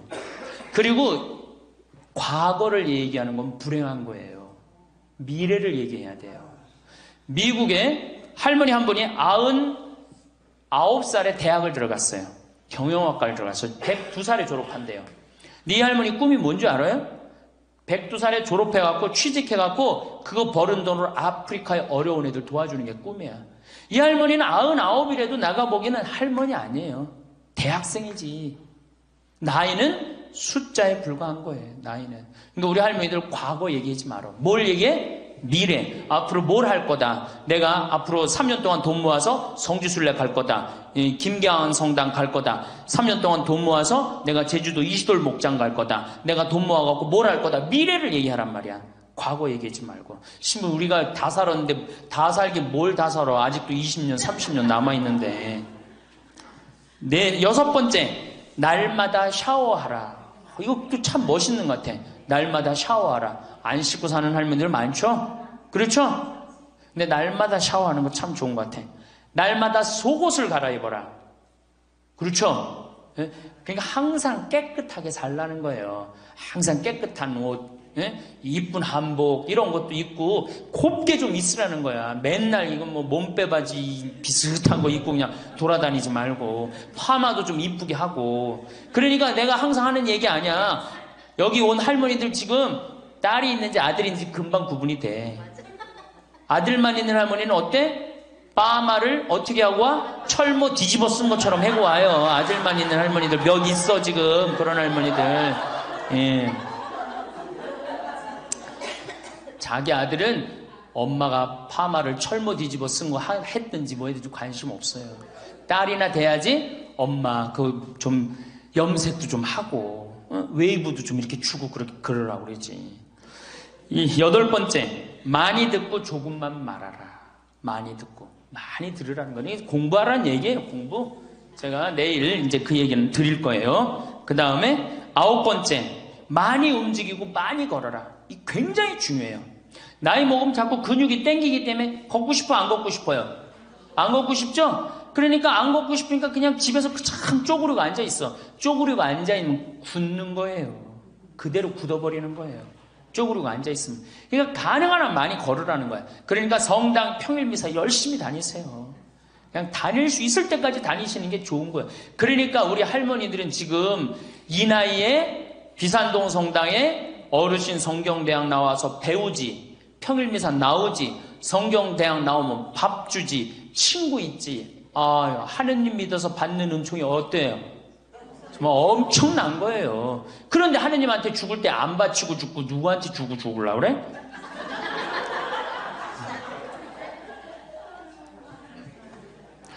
외국에 신앙이 깊은 사람들은요, 죽을 때 다 교회에 기증하고 죽어요. 신앙이 깊은 사람들은 자식한테 물려준다는 생각이 없어요. 우리나라처럼 이렇게 자식한테 매이는 나라가 없어요. 10번째, 이게 이제 그 얘기를 딱 해내. 욕심을 줄이고 나누어 주어라. 욕심을 줄이고 나누어 주어라. 계속 나눠 주고 이제 얼마 안 남았는데 뭘 그렇게 끌어안아? 계속 나눠 주라는 거예요. 계속. 그래서 이게 우리 할머니들, 제가 우리 할머니들 보면은 어디 잔치집에 가면은 뭐부터 챙겨? 음식 싸가려고 그러죠? 욕심 피는 거예요. 음식 싸가려고 그러고 하나라도 더 가져가려고 그러고. 아니 지금 가지고 있는 거 고아원에 떡 한 번 갖다 주고 무료영론에 밥 한 번 더 갖다 주는 게 지금 급선무지. 내가 싸갖고 가갖고 그거 다 상한 거 뭐 하려고 먹어. 그러니까 우리 할머니들 어르신 성경대학에 전심 줘야 안 줘요? 주죠? 1년에 보통 며칠 정도 얻어먹어요? 한 40일? 한 달에 4번 정도 먹으니까 방학 있고 그러면 한 40일 정도 얻어먹죠? 40일 얻어먹으면 양로원에, 무료 양로원에 가서 밥 한 끼 대접해야 될 거 아니야. 어르신 성경대학이 먹고 땡! 그렇지? 먹고 땡이죠? 그러니 이게 이게 하느님의 자식이 아닌 거지. 껍데기만 자식인 거죠. 이제 어떻게? 욕심을 줄이고 나누어 주어라. 난 이 구리성당 그 성베드로 대학에서 일어나고 이걸 외우는데 멋있더라고요. 그러니까 우리 할머니들도 이렇게 노년을 멋있게 사세요. 암 환자들이 많이 오십니다. 근데 벌써 한 3년 전 얘기예요. 3년 전에 우리 집에 암 환자 자매님 한 분이 오셨어요. 한 분이 오셨는데 이분이 5월달경에 오셨는데 완전히 얼굴이 새카마신 분이에요. 남편이 뭐라고 그러느냐면은 간까지 다 암이 전이 돼서 3개월밖에 못 살 거라고. 신부님 마지막으로 황토집이 좋아서 왔노라고. 그래서 신부님이 좀 살려달라고. 내가 무슨 재주로 살려줘요 제가. 그래서 좀 우리 집에 내가 행복론 강의라니까 행복론 강의 좀 들으라고. 근데 마침 그때 암 환자들이 한 10분 정도 있었어요. 그런데 그 암 환자들하고 다른 분들하고 강의를 하는데 10분이 다 웃는데 그 자매는 안 웃는 거예요. 왜 안 웃느냐? 이제 3개월밖에 안 남았기 때문에 그게 너무 걱정이 되니까 내 강의가 재밌지도 않고 웃기지도 않은 거예요. 2시간 내내 무표정한 표정으로 앉아있더라고요. 그래서 강의 끝나고 내가 자매님을 불러서 자매님 나하고 얘기 좀 하자. 자매님 뭐가 이렇게 걱정이 많으냐. 자매님 지금 근심 걱정은 3개월에 죽는다는 거 걱정을 하는데 3개월에 죽을지 3년 후에 죽을지는 아무도 모른다. 그리고 사실은 오늘 저녁에 교통사고로 죽는 사람도 많고 물에 빠져 죽는 사람도 많다. 우리는 하루를 즐겁게 살면 된다. 내일 걱정은 내일이 알아서 한다. 여러분들 마태복음 6장에 그 얘기가 나오죠. 무엇을 먹을까? 무엇을 마실까? 무엇을 입을까? 걱정하지 말아라. 하늘에 나는 새도 하느님이 먹여준다. 솔로몬도 들에 핀 나리꽃처럼 영화롭게 입지 못했다. 너희들은 오늘 일은 오늘로 족하다. 내일 걱정은 내일이 알아서 할 것이다. 오늘 수고는 오늘로 족하다. 이렇게 말씀을 하셨다. 내일 거 걱정하지 말아라. 그리고 내가 막 자매님한테 혼을 냈어요. 근데 이 자매님이 이틀 동안 집에서 안 나오더라고. 나한테 혼나갖고. 나한테 위로받을 줄 알았더니 그 이틀이 지나고 나서 자매님이 그러더라고. 신부님, 생각을 해보니까 내가 남은 3개월 동안 이제까지 하느님의 50년 동안 베풀어 주신 은혜, 감사하기도 시간 모자라다는 생각이 든다는 거예요. 마음이 바뀐 거죠. 마음이 바뀌부터 이 자매가 웃기 시작하는 거예요. 막 웃기 시작하는 거예요. 강의를 듣고 웃고 막 그 동료 환자들하고도 산책 다니면서 웃고. 사람이 웃으니까 참 보기 좋더라고요. 얼굴은 까맣게 됐지만은. 그리고 이제 6월 달에 항암을 하러 여기 암세타로 왔어요. 항암을 뭐 거의 5년 동안 암하고 투병을 했으니까 항암을 이제 한다고 10일 있다가 온다는 자매가 가자마자 6일 만에 돌아왔어요. 왜 돌아왔냐 그러니까 신부님, 자기가 5년 동안 항암을 하는 동안 정말로 매번 토하고 매번 울었대. 너무 아파갖고. 근데 이번에 가서 항암을 했는데 안 토했다는 거예요. 안 아팠다는 거예요. 너무너무 좋더라는 거예요. 그래서 6일 만에 내가 하느님한테 매번 감사했대. 하느님 감사합니다. 안 아프게 해주셔서. 하느님 감사합니다. 안 토하게 해주셔서. 계속. 그리고 6일 만에 내가 살 때는 평창이다. 그리고 평창으로 돌아온 거예요, 이 자매가. 끝나자마자.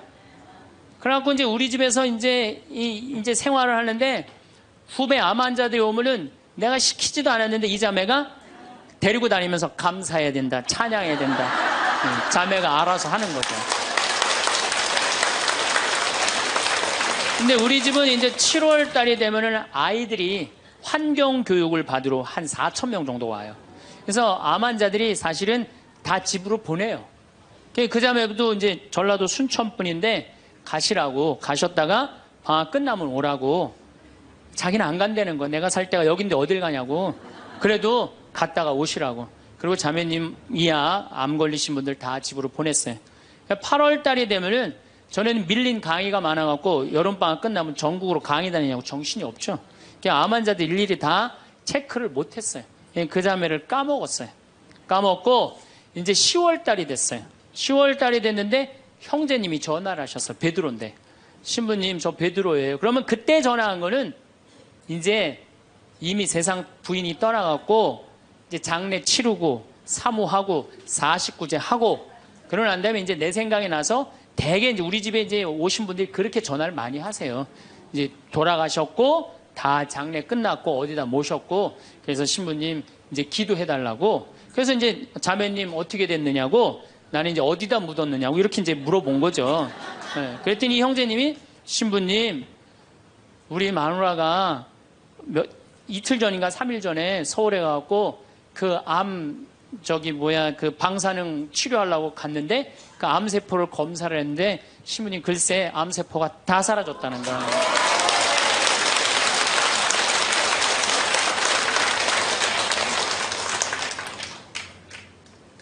마음을 어떻게 먹느냐에 따라서 굉장히 많이 틀려요. 물론 또 하느님이 불러가시면 어쩔 수 없는 거고 저는 하느님이 불러가는 것도 나쁘지 않다고 생각해요. 예, 불러가면 얼마나 좋아요. 요즘 그 미국에서 어떤 박사가 이제 죽었다가 다시 살아난 사람들 조사를 해봤대잖아요. 죽었다가 나도 이제 그 본당 사목하면서 죽었다 살아난 사람들 얘기를 들어보면 아주 거의 똑같아요. 딱 죽을 때 그냥 터널 같은데 빛을 빨리 올라간다는 거예요. 그래갖고 그냥 전생애가 다 보이고 그리고 정말로 빛이 있는 곳으로 나간다는 거예요. 내가 그 많은 분들 병자성사 해보면서도 정말로 편안하게 돌아가시는 분들을 보거든요. 그러니까 사실 살아도 좋고 죽어도 좋은 거예요. 뭐 이렇게 걱정할 게 많아 믿는 사람들이. 그렇지 않아요? 어쨌든 그래도 살아있는 게 낫지 아직까지는. 그렇잖아요. 그 여러분들 죽는 거 걱정하지 마세요. 절대 죽기 전까지는 안 죽어요. 죽기 전까지는. 걱정하지 마세요.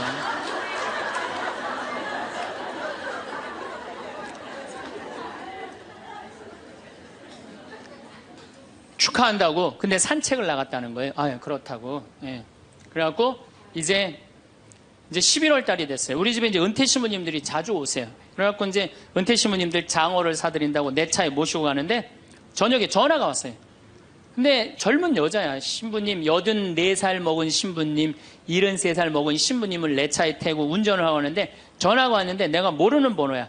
근데 저쪽에서 너무 이쁘고 젊은 여자가 신부님 저예요 그러는 거예요. 아니 내가 누군지 어떻게 알아. 목소리가 너무 이뻐. 그래서 실례하지만 누구시냐고 그랬더니 저쪽에서 뭐라 그러냐면 신부님 섭섭해요. 제 목소리를 벌써 잊으셨어요 그러는 거예요. 그래서 내가 누구냐고 그러니까 저 마리아예요 그러는 거예요. 그러니까 그 자매야. 아니 목소리가 원래 이렇게 이뻤느냐고. 말만 하면 울음을 물었거든요. 신부님 나 죽으면 안 돼요 이랬던 자매인데 이렇게 밝은 목소리냐고. 신부님 제가 요즘 너무 건강이 좋아지고 너무너무 행복하다고. 그리고 재작년 5월 달에 내가 전라도 여수에 강의를 갔는데 문수동 성당이라는 곳에 강의를 갔는데 그 자매가 순천에서 온 거예요. 갓김치를 담아서. 근데 이 자매가 나한테 전화해갖고 신부님 자기는 너무 행복하다는 거. 뭐가 행복하냐고 하니까 드디어 파마를 했다는 거예요. 암 환자들 꿈은 파마하는 거 아니에요. 그리고 딱 봤는데 그 자매가 이뻐요. 되게 암 걸리는 사람들 특징이 뭐냐면 이뻐요. 암 걸린 사람들이 왜 이쁜지 알아요?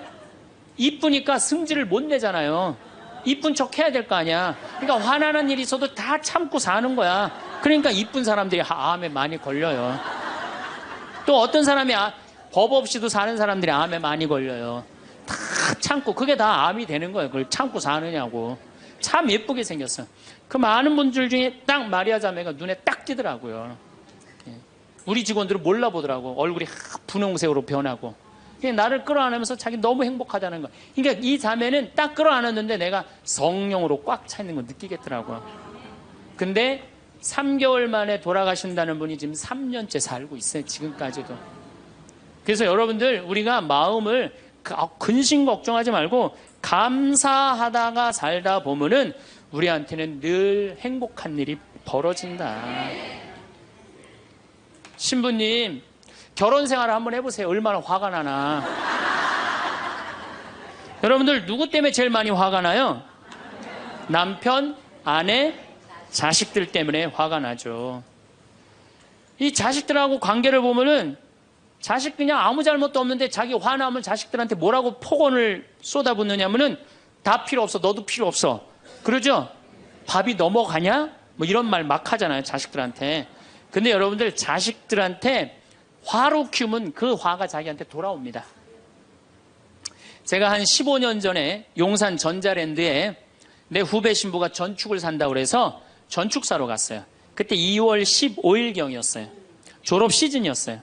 전축을 사러 갔는데 그날 아마 아들이 이제 졸업을 했나 봐, 중학교를. 그래갖고 컴퓨터를 사준다고 엄마하고 아들하고 나온 모양이에요. 근데 엄마는 100만 원을 들고 나오고 아들은 그 컴퓨터 앞에서 150만 원짜리 컴퓨터를 자꾸 사고 싶어 하더라고요. 그러니까 이제 아들하고 엄마하고 하니까 엄마가 슬슬 열받는 거지. 아들이 그냥 100만 원짜리 사면 좋은데 150만 원짜리 자꾸 산다고 우기니까. 그러니까 엄마가 너무 열받으니까 이 감정을 조절하지 못하고 아들 귀싸대기를 때렸어요. 그 많은 사람들이 있는데 쫙 소리가 났어요. 난 전축 사다가 무슨 소린가 했더니 때린 거 엄마가. 그래갖고 내가 그 모자가 하는 게 하도 신기해서 전축 사는 걸 관두고 구경하기 시작했어요. 어떻게 되나. 근데 엄마가 너무 화가 나니까 이성을 잃으니까 뭐라고 그러느냐면은 너 지금부터 나한테 엄마라고 그러지 말고 아줌마라고 불러. 내 말 그렇게 안 들을 거면 아줌마라고 불러. 나 지금부터 네 엄마 아니야. 얘가 그냥 귀싸대기를 맞고 얼마나 창피해. 그 많은 사람들이 봤는데 막 울더라고 얘가. 그런데 막 울더니 계단에서 막 울더니 얘가 착한 애예요. 막 한참 생각하더니 자기가 잘못했다고 생각을 했는지 엄마한테 가갖고 엄마 미안해 내가 100만 원짜리 살게. 분명히 그랬거든 아들은. 근데 엄마는 이미 이성을 잃은 상태야. 그러니까 엄마가 웬만한 엄마는 고맙다 네가 그렇게 마음을 돌려줘서 그리고 내가 때린 거 미안하다 이래야 되는데 이 엄마는 완전히 이게 정신이 나간 엄마라 뭐라고 그러냐면 이놈의 새끼 아줌마라고 부르는데 왜 자꾸 엄마라고 부르느냐고. 여러분 그 아이가 그날 컴퓨터 얻어갖고 갈 수 있어요. 그렇지만 시간이 지나면은 아이가 엄마가 컴퓨터 사준 거 생각할까요? 귀싸대기 맞은 거 생각할까요? 5년, 10년 지나고 나면 컴퓨터 아무 생각 안 해요. 때린 것만 생각나요. 그런데 부모는 참 이상해요. 자식한테 때린 건 하나도 생각 안 하고 잘해준 것만 생각해요. 그러니까 자식은 부모한테 맞은 것만 생각하고 부모는 자식한테 잘해준 것만 생각해요. 나중에 만나면은 이게 영 딴 마음을 갖고 사는 거야. 그러니까 여러분들 중에 만약에 자식들이 화가 나갖고 만약에 내가 때렸다. 늙어서 호강받을 생각은 꿈도 꾸지 말아라. 며칠 전에 중국에서 한 엄마가 길거리에서 아이를 막 발로 차고 막 때리는 거 보셨죠? 방송에 나왔더라고요. 화로 키우면요, 걔는 나중에 그 엄마한테 화로 갚을 수밖에 없어요. 근데 우리가 왜 자식들한테 많이 더 화가 나느냐? 이유는 딱 한 가지예요. 공부 못한다는 거예요. 공부 못한다는 거. 공부 안 하고 딴짓 한다고. 사친구 때 공부 안 하고 컴퓨터 게임이나 하고 더욱이 눈 동그랗게 뜨고 부모한테 덤비면은 화가 나요, 안 나요? 나죠? 그리고 그냥 문 쾅 닫고 자기 방에 들어가고 나오지도 않으면은 속에서 불 나지 않아요? 근데 여러분들 자라면서 사춘기 때는 그러는 게 당연한 거예요. 사춘기 때는 방황할 수 있는 권리가 있는 아이들이에요. 사춘기 때는 자기가 방황하는 게 당연한 거예요. 얘네들은 권리예요, 방황하는 게. 혼란스러운 게. 근데 엄마들이 그걸 허락을 안 해. 내가 좀 마음이 산란하고 그냥 몸도 막 변하고 그냥 정신도 이상하고 여자 보면 가슴이 흥분되고 막 그래갖고 학교도 가기 싫고 그래갖고 그냥 마음이 산란해갖고 오늘은 학교를 하루 접고 명동에서 좀 고민 좀 해야 되겠다. 학교를 하루 안 갔어. 학교 선생님이 엄마한테 애가 학교 안 왔다고 그냥 찾아보니까 명동에서 그냥 애가 그냥 왔다 갔다 하는 거야. 엄마 미치는 거죠.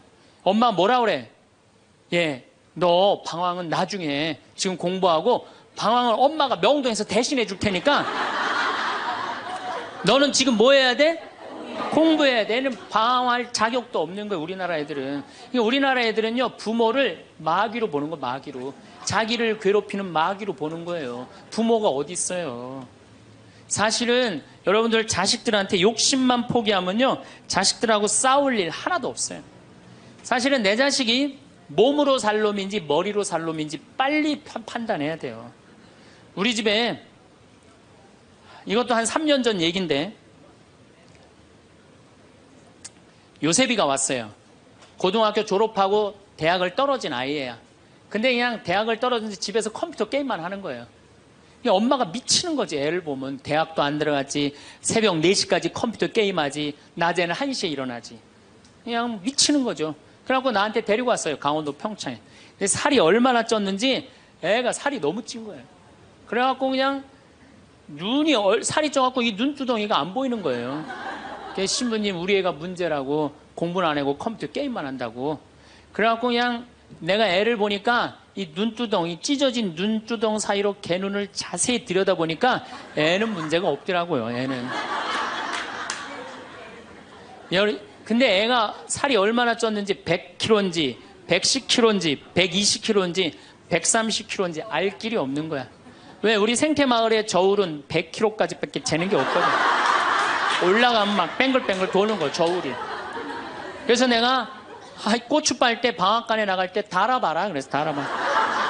그랬더니 얘가 몇 킬로가 나냐? 130kg가 나서 130kg. 그래갖고 일단은 하여튼 놔두고 가라고. 그래갖고 이제 엄마는 갔어요. 엄마는 가고. 근데 애가 참 건강한 애예요. 정신도 맑은 애 아이고. 부모 입장에서 문제인데 내 눈에는 문제가 아니더라고. 너 밭에 나가서 일 좀 해라. 그래갖고 이제 다 큰 애니까 밭에 나가서 일을 하고 일주일 지나고 난 다음에 관리장한테 물어봤어요. 걔 어떠냐고, 요셉이. 그랬더니 관리장이 넘버 원이라는 거예요. 엄마는 문제라고 데리고 왔는데 우리 생태마을의 관리장은 넘버 원이라는 거. 일도 잘하고 성격도 좋고 기가 막히더라고. 어떻게 일을 잘하냐 하니까 애가 힘이 좋아갖고 물건도 게으름을 안 핀다는 거예요. 게으름을. 여러분들, 얘가 몸으로 살래요, 머리로 살래요? 몸으로 살래죠? 몸으로 살래를 머리로 살라 그러면 얘가 머리가 돌 것 같아요, 안 돌 것 같아요? 그러니까 내가 몸으로 살지 머리로 살지 빨리 구분할 줄 알아야 돼요. 그래갖고 애가 너무 괜찮으니까 6월 달에 우리 생태마을에 앞에 강이 흐른단 말이에요. 거기서 래프팅을 합니다. 그래서 래프팅 가이드를 자격증을 따라고 그랬어요. 그랬더니 우리 래프팅 가이드 팀장이 신부님 다른 아이는 다 따도 얘는 못 땁니다. 왜냐하면 이 가이드 자격증 체육학과 애들이 따는 거거든요. 배를 뒤집었다가 폈다가 강물에 뛰어 들어갔다가 강물에 또 올라오고 그래야 되는데 130kg짜리가 강물에 한번 빠지면 그만이지 어떻게 자격증을 땁니까? 그래도 우리가 협회 사람들하고 잘 아니까 좀 어떻게 좀 따게 좀 해라. 그래갖고 가이드를 자격증을 보냈는데 얘가 금요일날 따갖고 왔어요. 기가 막힌 거죠.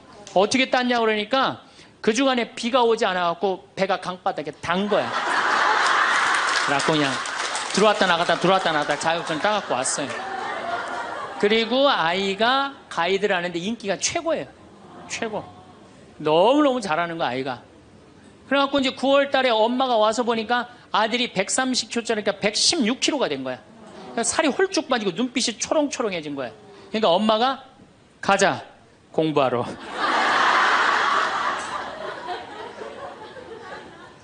제가 보기에는 이 아이는 우리 집에 4년 동안 일하면은요 돈 5천만 원, 6천만 원, 7천만 원 벌어요. 왜냐하면 우리 집에 일하면 돈 주거든요. 그럼 그 돈 모아갖고 사업을 해도 얘는 잘하네요. 꼭 공부로 승부 걸 아이가 아니거든요. 그럼 신부님 우리 애가 몸으로 살랜지 머리로 살랜지 기준이 어떻게 됩니까?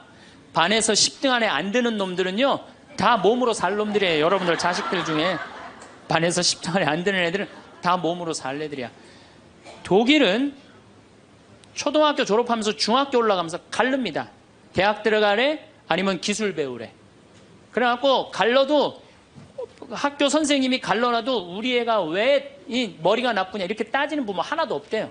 그러니까 그 독일 사람들은 그게 내 아이가 몸으로 살고 손으로 기술로 하는 걸 좋아한대요. 그리고 그렇게 아이가 살도록 도와준대요. 근데 우리는 만약에 그렇게 했다. 내가 교장 선생님들, 교감 선생님들한테 강의 한번 간 적이 있어요. 연수원에 가서. 그랬더니 교감 선생님들이 만약에 우리가 그런 결정을 하면 지금 학부형들한테 맞아 죽는다는 거예요. 우리나라 부모님들이 욕심이 너무 많은 거예요. 자식들한테. 그러니까 자식들이 희생당하는 거죠. 자식들이 희생당하는 거예요. 그러니까 독일은 대학을 졸업하는 비율이 아이들의 한 25% 정도밖에 안 된대요. 대학을 졸업하는 아이들이. 들어가는 애들도 많지 않고, 미국은 뉴욕 잘 사는 데가 대학 졸업하는 비율이 60%예요. 60%. 그런데 우리나라는 대학에 지금 입학하는 게 몇 프로냐면 92%예요. 아무나 다 대학 가는 거예요. 아무나 다. 그러니까 독일은 몸으로 살 애들이 75%야. 그렇죠? 그 다음 미국은 몸으로 살 애들이 40에서 50% 정도 돼요. 우리나라는 92%가 미국은 또 미국이나 캐나다는 60%가 대학에 들어가도 졸업하는 건 그중에 반밖에 못해요. 다 졸업 못해요. 그래서 그쪽에 가보니까 입학은 물어봐도 졸업은 물어보는 게 아니래요. 졸업하는 게 그렇게 어렵다는 거예요. 근데 우리는 92%가 들어가면 92% 거의 다 졸업을 하는 거야. 우리는 몸으로 살 애들이 8%밖에 안 돼. 머리로 살 애들이 92%고. 공장에, 농장에 일할 사람들이 있어요? 없어요. 그러니까 이 나머지 92% 중에 취직을 다 합니까? 40, 50%밖에 못해요. 그러면 나머지 40%는요 한량으로 남는 거예요. 취직도 못하고. 그럼 그 자식 보고 있으면 속에서 불이 나요 안 나요? 불이 나죠? 근데 누가 잘못한 거예요? 부모가 잘못한 거예요. 처음부터 너는 머리로 안 될 것 같으니까 우리 몸 쪽으로 가자. 그래갖고 농사를 가르치든지 기술을 가르치면은 걔 벌써 취직해갖고 일했을 거예요. 근데 다 우리의 삐뚤어진 욕심 때문에 아이도 망가뜨리고 부모도 망가지고 그래갖고 돈 쏟아 넣느냐고 노후 대책연금도 못하고 그러니까 그냥 전 국민이 그냥 화 속에서 사는 거예요. 그러니까 저는 정말로 우리나라 이 교육제도가 화의 근원이라고 생각해요. 그렇다면은 자식 때문에 화나죠. 그런데 이 부부라도 서로 사이가 좋으면은 좋은데 엄마들이 자식한테 미쳐갖고 남편한테 신경 써야 안 써요? 안 쓰죠? 남편이 외로운지 힘든지도 몰라요. 근데 자식들은 부부가 막 사랑스럽고 이렇게 다정하게 지내는 부모를 본 자식들은요 안정스럽게 자란대요. 근데 부부가 맨날 싸우고 막 이러는 자식들은요 굉장히 불안정하게 자란다는 거예요. 그래서 저는 정말로 감사한 게 저는 고등학교 졸업할 때까지 부부는 안 싸우는 건 줄 알았어요. 부부는. 한 번도 부부싸움을 본 적이 없어요, 저는. 근데 내 고등학교 때 친구가 아이 뭐 술 먹자고 고등학교 때 왜 그러냐 그러니까 아버지가 엄마를 때려갖고 눈탱이가 밤탱이가 됐다는 거예요. 자기 너무너무 괴롭다는 거예요. 그래서 저는 그때 충격받았어요.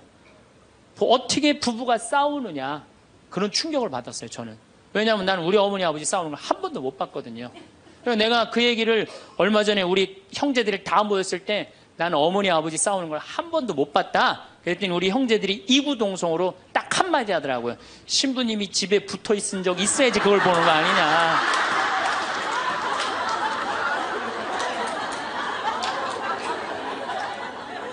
어쨌거나 저는 본 적이 없어요, 저는. 굉장히 긍정적으로 잘할 수 있는 거죠. 근데 우리나라 남자들은 참 불쌍해요. 돈은 죽어라 벌지만 그 돈을 마음 느긋하게 써볼 수가 없어요. 그렇죠? 자식들 학원비에 대학 등록금 되다 보면은 30에 결혼해서 시집 장가 갈 때까지 60대까지 노예같이 사는 게 대한민국 남자들이에요. 이 남자들 짜증 나겠어요, 안 나겠어요? 화가 나겠어요, 안 나겠어요? 날 수밖에 없어요. 그런 남편들을 신경 한번 써줘 봤어요. 정말로 남편 정말로 남편을 왕대접 해줘봤느냐고. 여러분들 길 가는 사람이 여러분들 10,000원 주는 사람 있어요? 길 가는 남자가 당신 예쁘다고 10,000원 주는 남자 봤어요? 근데 여러분들 남편은 그냥 한 달에 뼈가 빠지게 벌어갖고 200만 원이든 300만 원이든 400만 원이든 갖다 바치잖아요. 그러면 그 남편한테 감사해야 될 거 아니야. 근데 그냥 감사는 안 하고 그냥 남의 김치찌개도 그냥 제대로 안 하면 그냥 못 끓이고 그냥.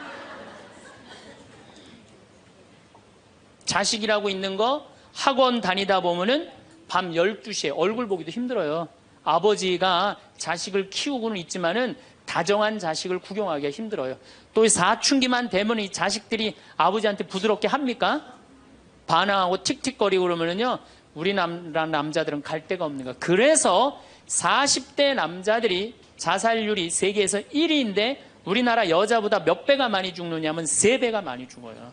우리나라 40대들은 갈 데가 없는 거예요. 갈 데가. 외로운 거죠. 또 여성들도 마찬가지야. 난 우리나라 여자들도 불쌍해. 이게 다 교육 때문에 그래. 교육 때문에. 자식이 막 사춘기 때 막 생 난리를 치고 막 그럴 때 여러분들은 몇 살이 될까요? 45, 50 왔다 갔다 하죠? 그럼 여러분들은 자식은 사춘기지만 여러분들은 뭐예요? 갱년기야. 그러니까 갱년기가 되면 사실은 굉장히 케어가 필요한 거예요. 여러분들 굉장히 돌봄이 필요한 나이예요. 막 피부 처져요, 안 처져요? 눈두덩 처져요, 안 처져요? 눈가 처져요, 안 처져요? 볼 처져요, 안 처져요? 이깔 처져요, 안 처져요? 그러니까 그렇게 처지는 거 거울에 이렇게 보고 앉아있으면 어떤 얼굴이 되냐면 이런 얼굴이 돼요.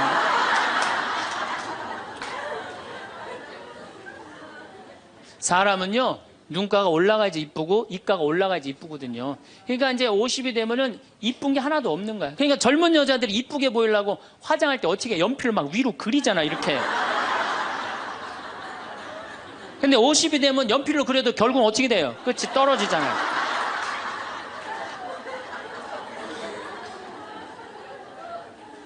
하지만 우리나라 이 갱년기의 여성들은 자신의 고통, 번뇌 뒤로 하고 감추고 희생합니다. 묻어두는 거예요. 자식을 위해서 희생한다. 내가 지금 뭐 생리가 이어졌다, 끊어졌다. 그냥 정신이 깜빡깜빡 하잖아요, 여러분들. 갱년기 시작되면은. 그렇죠? 지갑은 뒀는데 어디다 뒀는지 생각이 안 나는 그런 경우 참 많죠.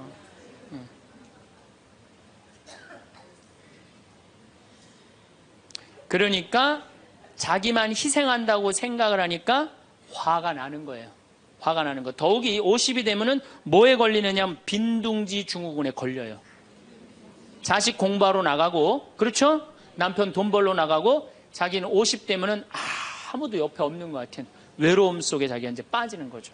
그러면 이제 자식 보면 막 화가 나는 거예요. 남편 봐도 화가 나고, 몸에는 막 테스토스테론이 나와가고 힘은 흘러 넘치고, 그러니까 막 소리 지르는 거예요. 그러니까 50 넘은 여자 중에 여자 같은 여자는 없고 전부 다 깡패 같은 여자들만 있는 거예요. 50 넘은. 그래서 나는 이 부부들 보면은 참 재미난 게 성당에서 내가 보면 얼굴도 예쁘고 정말로 상냥해요. 이 음식 반찬도 맛있게 하고, 그럼 남편하고 술 한잔 하면서 형제님 행복하다고, 저렇게 이쁘고 상냥하고 괜찮은 여자랑 살아서 정말로 부럽다고. 그러면은 형제님들 대부분이 뭐라고 그러냐면, 신부님 부러우세요? 너무 부럽다고. 그러면은 형제님들이 뭐라고 그러냐면, 데리고 가세요.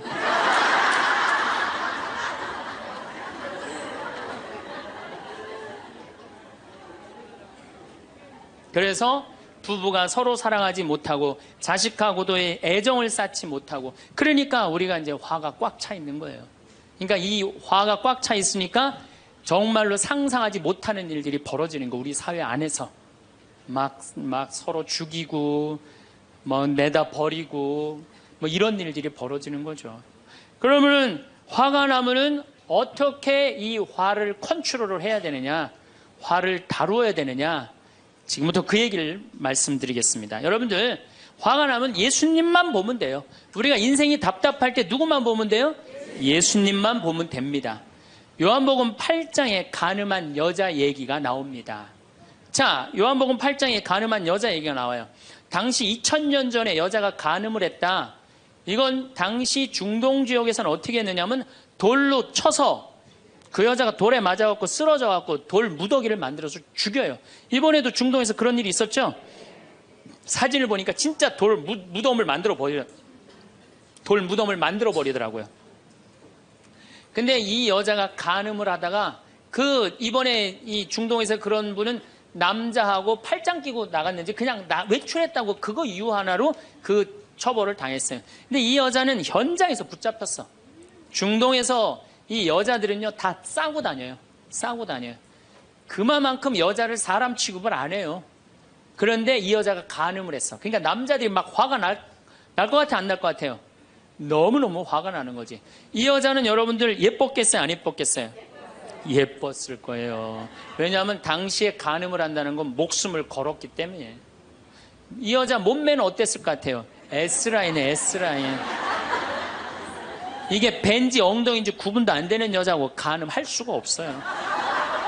예쁜 여자가 다른 남자하고 대낮에 간음하다가 붙잡혔다. 남자들이 흥분할 수밖에 없어요. 그래갖고 막 눈이 뒤집어져갖고 예수님은, 안 그래도 예수님한테 별렀어요. 왜? 요한복음 7장에 귀에만 대면 예수님을 죽이려고 그랬거든. 근데 이 사건이 8장에 일어나요. 8장에. 그러니까 모두를 용서해라, 사랑해라, 이런 분하고 율법 1.1핵도 없어지면 안 된다. 그러니까 율법학자들이 예수님 앞에 이 여자를 패댕기를 치는 거예요. 당신이 이 여자 간음했는데 어떻게 하면 좋으냐고. 근데 예수님이 보니까 이 사람들이, 이 남자들이 너무너무 흥분해 있는 거야. 눈이 뒤집어진 거예요. 보니까 흰 눈동자 95%, 까만 눈동자 5%야. 눈이 확 뒤집어져 있는 거야. 근데 예수님은 참 지혜로우셔요. 흥분한 사람하고는 얘기를 안 하시는 거예요. 여러분들, 두 사람이 막 싸워. 내가 말리로 들어갔어. 말리로 들어가면 나중에 흥분한 사람들 속에 뛰어들어가면 나중에 몇 명이 싸워요? 3명이 싸워요. 이게 눈에 뵈는 게 없을 때는요, 아무리 좋은 말도 귀에 안 들어오는 거예요. 눈에 뵈는 게 없을 때는. 예수님 딱 보니까, 아니, 이 사람들이 완전히 흥분해 있어. 그러니까 상대 안 합니다. 어떻게 하냐면 대꾸도 안 하고 바닥에다 뭘 쓰세요. 땅바닥에 뭘 쓰세요. 참 위대한 행동이죠. 흥분이 가라앉을 때까지 기다리시는 거죠. 저는 제 소원이 하나 있어요. 저는 본당 신부를 10년 동안 했는데, 다행히 한 번도 교우들끼리 서로 싸워갖고 패가 갈린다든가 그런 적이 없어요. 그런데 이제 내가 다음에 이제 한번 본당에 나가면 주교님한테 가서 꼭 부탁하고 싶어요.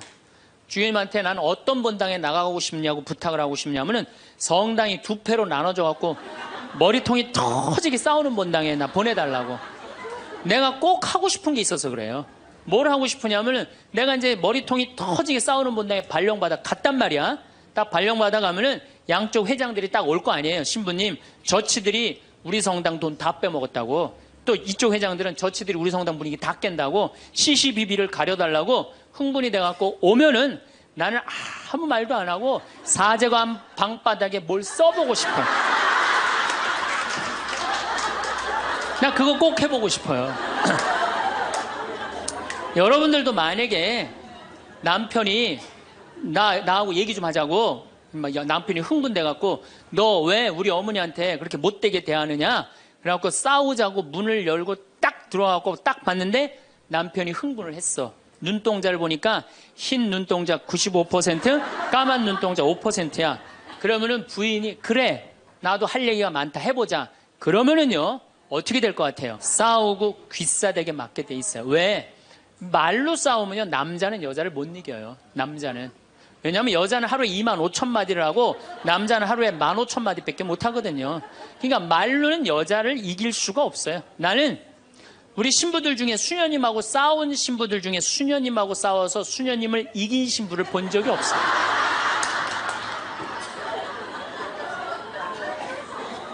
말로는 안 되는 거예요. 그러니까 여러분들 남편이 흥분해갖고 딱 나하고 얘기하자 그러면 여러분들은 아무 대꾸하지 말고 방바닥에 뭘 쓰세요. 뭐 할 때까지? 남편 흥분 가라앉을 때까지. 예수님은 땅바닥에 쓰시는 거예요. 사실은 그거는 다른 아주 신학교 있을 때 많이 배웠죠. 뭘 써셨을까? 예수님이 과연 별 얘기를 들었는데 다른 의미는 아니고 흥분이 가라앉을 때까지 기다리신 거예요. 그래갖고 이제 이 사람들이 이제 흥분은 가라앉고 사건만 남은 거야. 사건. 그래갖고 이제 흥분이 좀 가라앉은 상태. 여러분들 아무리 화가 나도 열만 심으면요 웬만하면 흥분이 가라앉아요. 그 열을 못 쉬어서 흥분이 터지는 거죠. 그러니까 좀 어느 정도 흥분이 가라앉으니까 이 사람들이 물어봅니다. 이 여인을 어떻게 하면 좋겠습니까? 간음을 했는데. 그러니까 예수님이 딱 보니까 이제 흥분이 가라앉은 것 같아. 그러니까 딱 한마디 더 합니다. 그래? 그렇다면은 너희 중에 죄 없는 사람이 먼저 저 여자를 돌로 쳐라. 그리고 그 다음 행동이 기가 막히세요. 다시 땅바닥에 뭘 쓰세요. 이게 뭐냐면 생각할 시간을 주는 거예요. 생각할 시간. 여러분들 만약에 자식을 막 혼냈어. 너 한 번만 더 게임하면 엄마가 저 컴퓨터 부셔버린다고. 그리고 너 문 열어놔. 그리고 문 열어놓고 자기는 텔레비전 보고 있으면서 아들은 게임 하나 안 하나 한쪽 눈으로는 게임 하나 안 하나 보고 한쪽 눈은 텔레비 보고 있으면 아들이 그걸 잘 받아들이겠어요? 더 욱하는 게 생겨요. 한 번 혼냈으면요 생각할 시간을 주는 게 중요한 거예요. 그러니까 예수님은 생각할 시간을 주는 거예요. 너희 중에 죄 없는 사람이 먼저 저 여자를 돌로 쳐라. 그리고 난 다음에 예수님 다시 땅바닥에 뭘 쓰십니다. 그런데 언제까지 기다려주시느냐 하면 다 떠날 때까지 기다리는 거예요. 중간에 고개 안 돌리시고. 그리고 다 떠났어. 다 떠나고 나니까 그때서 고개를 들어서 혼자 남은 여인한테 물어봅니다. 여인아, 네 죄를 묻던 사람들이 어디 갔느냐? 아무도 없습니다, 주님. 그래? 그들이 만약에 네 죄를 묻지 않았다면 나도 네 죄를 묻지 않으마. 이거 기가 막힌 얘기예요. 왜? 예수님은 죄를 묻을 수 있는 권한이 있으신 분이에요. 얼마든지 그 여자를 징계할 수 있어요. 그렇지만 다른 사람이 묻지 않았기 때문에 나도 묻지 않겠다. 아, 기가 막히지 않아요? 예수님은 세 사람을 용서합니다. 첫 번째 죽이다고 덤비는 바리사이들을 용서하고 간음한 이 여인을 용서하고 그 다음에 율법의 1.1획도 나는 어기로 온 것이 아니다. 없애러 온 것이 아니다. 이렇게 가르친 당신까지 용서한 거야. 다시 말해서 흥분이 가라앉으면요 문제 해결은 다 돼요. 흥분한 상태에서 여러분들이 문제 해결하려면 해결이 안 된다는 얘기예요. 그렇다면은 이 흥분은 화는 어떻게 하면 조절할 수 있느냐? 첫 번째, 숨을 잘 쉬어라. 이거는 모든 화를 조절하는 책을 읽어보면요 첫 번째로 나오는 게 숨을 잘 쉬어라예요. 화가 나면은 숨이 가빠져요, 안 가빠져요? 가빠지죠? 씩씩거린다 그러죠? 이게 숨을 어떻게 주체하지 못해서 그러는 거예요. 근데 여러분들 숨은 창세기에 보면은 하느님이 인간을 창조하시고 뭘 불어넣었다 그래요? 숨을. 그러니까 우리가 숨을 쉰다는 건 생명을 쉬는 거예요. 생명을. 그러니까 숨을 잘못 쉬면 생명을 잘못 다루는 거하고 똑같은 거예요. 근데 숨은 어떻게 내 몸으로 들어와서 코로 들어와서 심장으로 해서 이 위로 해서 그 다음에 단전, 배꼽 아래로 해서 간으로 해서 폐로 이렇게 돌아서 나가는 게 숨이에요. 그래갖고 온전히 산소 공급이 온 장기 안에 다 돼야 돼. 근데 화가 나면 여러분들 숨을 어디다 걸어놓고 쉬어요? 목에다 목줄서 딱 걸어놓고 싸우잖아요. 남편하고 싸울 때. 예? 내가 시집와서 당신한테 해준 게 뭐가 있어? 외식을 해줘서, 설거지를 해줬어, 그렇다고 여행을 시켜줘서, 밍크 코트를 사줘서, 다이아를 사줬어. 그럼 얼굴이 빨개져 안 빨개져요?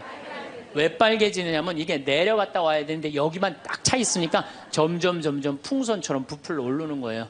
그렇게 1시간을 소리 지르고 싸우면은 1시간 동안 여기 산소 통합니까 안 통합니까? 안 통하면 여기가 무슨 병이 드느냐면 화병이 드는 거. 그래서 드는 병이 화병이에요. 그러니까 싸울 때 어떻게 싸워야 되냐면 숨을 쉬고 싸워야 되는 거예요. 싸울 때 어떻게 싸워야 되냐면 당신이 말이야 시집 와갖고 나한테 해준 게 뭐가 있어? 설거지를 해줬어. 그렇다고 외식을 시켜줬어.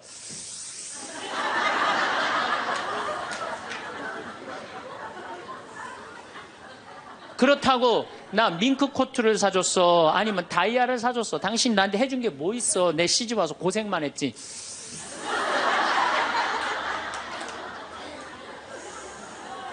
그렇다고 내가 하느님 그렇게 열심히 믿었는데 예수님 태어난 나자렛을 보내줬어. 갈릴레아를 보내줬어. 나 이 집에서 종처럼 일만 했는데 당신 뭐가 있다고 나한테 소리를 지르고 그래? 이렇게 숨을 쉬고 싸우면은요 절대 남편한테 귀싸대기 안 맞아요. 남편이요 차분히 얘기하게 돼 있어요. 근데 막 흥분을 끌어올리면서 얘기하면 사람 감정이 격해져 갖고 이성이 사라지는 거예요. 그래서 우리가 내가 너무너무 화가 나면은 심호흡을 10번만 하면은 굉장히 문제가 해결된다는 거예요. 그래서 여러분들 화가 나면은 어떻게 해라?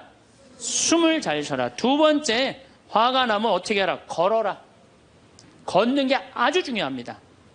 여러분들 화가 날 때 묵주를 들고 나와서 동네 한 바퀴만 돌면은요 알아서 마음이 정리가 돼요. 해결책도 알아서 나와요. 2시간, 3시간만 걸으면은요 완전히 차분해져서 들어가요. 그러니까 화가 나면 그 자리에서 떠나야 되는 거 무조건. 떠나는데 가만히 있으면 더 이게 일어나거든요.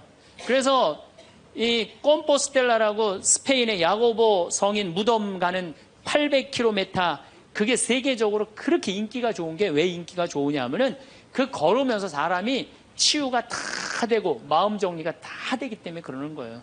그러니까 걷는 거는 건강에도 좋지만은 마음을 정리해 주는 게 걷는 거예요. 그래서 여러분들 정말로 화가 나면 어떻게? 걸으세요. 그리고 정말로 큰 숙제가 있다. 내 인생에 큰 숙제가 있다 그러면은 도보 성지순례를 하세요. 도보 성지순례를. 저는 우리 교우들이랑 이 세남터에서부터 미리네까지 전체 교우가 밤 8시면 모여갖고 새벽 3시, 4시까지 저 미리네까지 걸었어요. 그 목요일, 금요일, 토요일, 일요일 4일을 걸었는데 그 한 400~500명 되는 교우들이 나한테 체험, 은혜 받은 얘기를 하는데 이건 보통 은혜 받은 게 아니에요. 허리 아프던 사람은 허리 다 낫고 위장 아프던 사람은 위장 다 낫고 마음 복잡한 사람 마음 정리되고 사업이 막 안 돼갖고 괴로워하던 사람은 빛을 보고 걷는 게 그렇게 우리 인생에 중요한 거예요. 그래서 내가 정말 문제가 있다. 세남터서부터 걸으세요.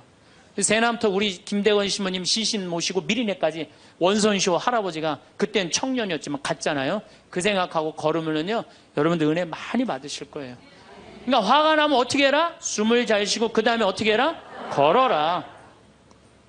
그 다음에 화가 나면 화를 조절하는 방법 중에 세 번째는 잘 먹어라. 이게 먹는 게 화를 먹는 경우가 너무 많아요. 인스턴트 음식 그렇죠? 이거 잘못 먹으면요 다 화가 들어있는 거예요. 그리고 고기 너무 많이 먹으면요 화냅니다. 여러분들 사슴 싸나워요 안 싸나워요? 안 싸납죠? 사자 싸나워요 안 싸나워요? 싸납죠? 사자 뭐 먹어요?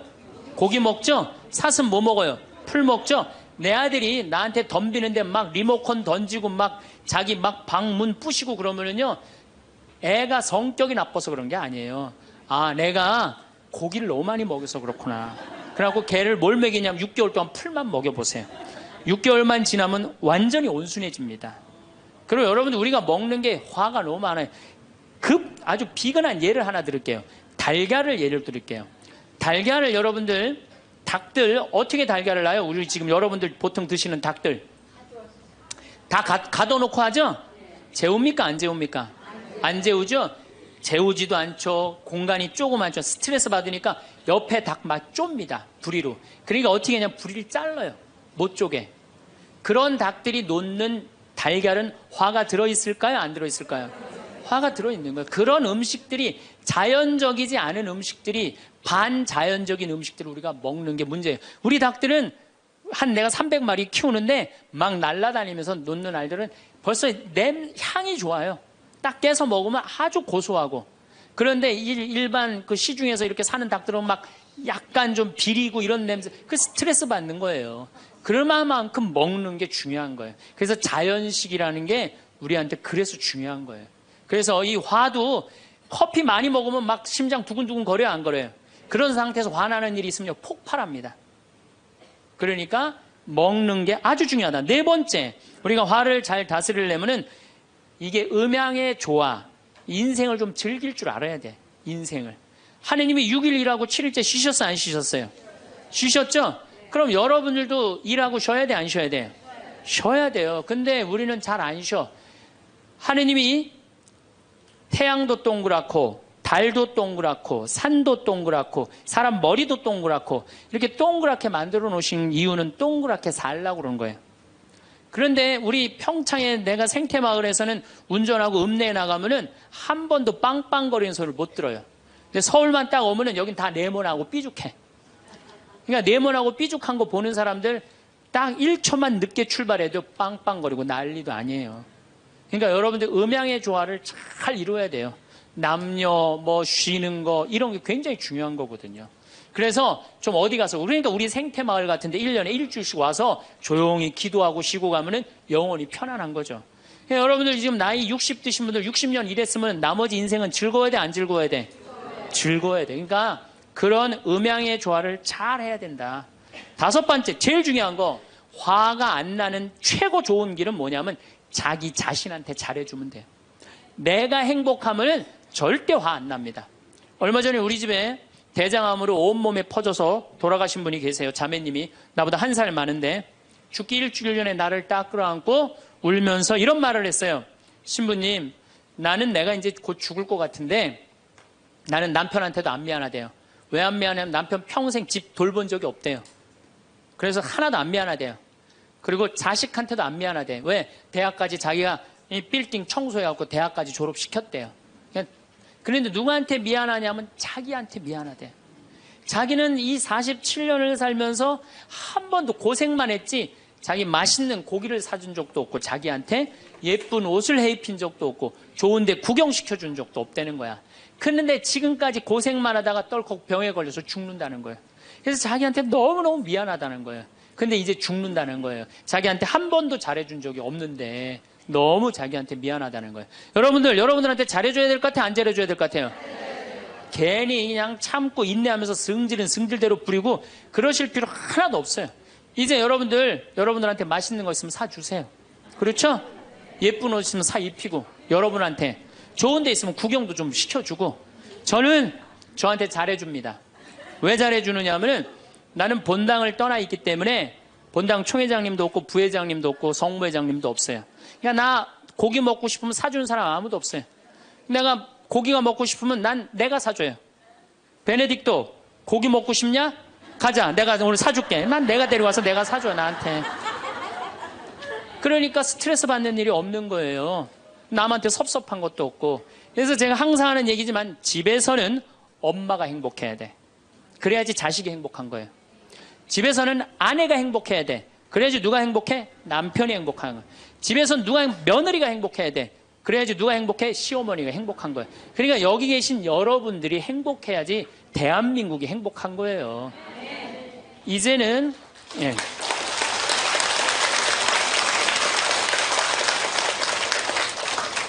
자기한테 잘해주는 걸 비신앙적이라고 생각하지 마십시오.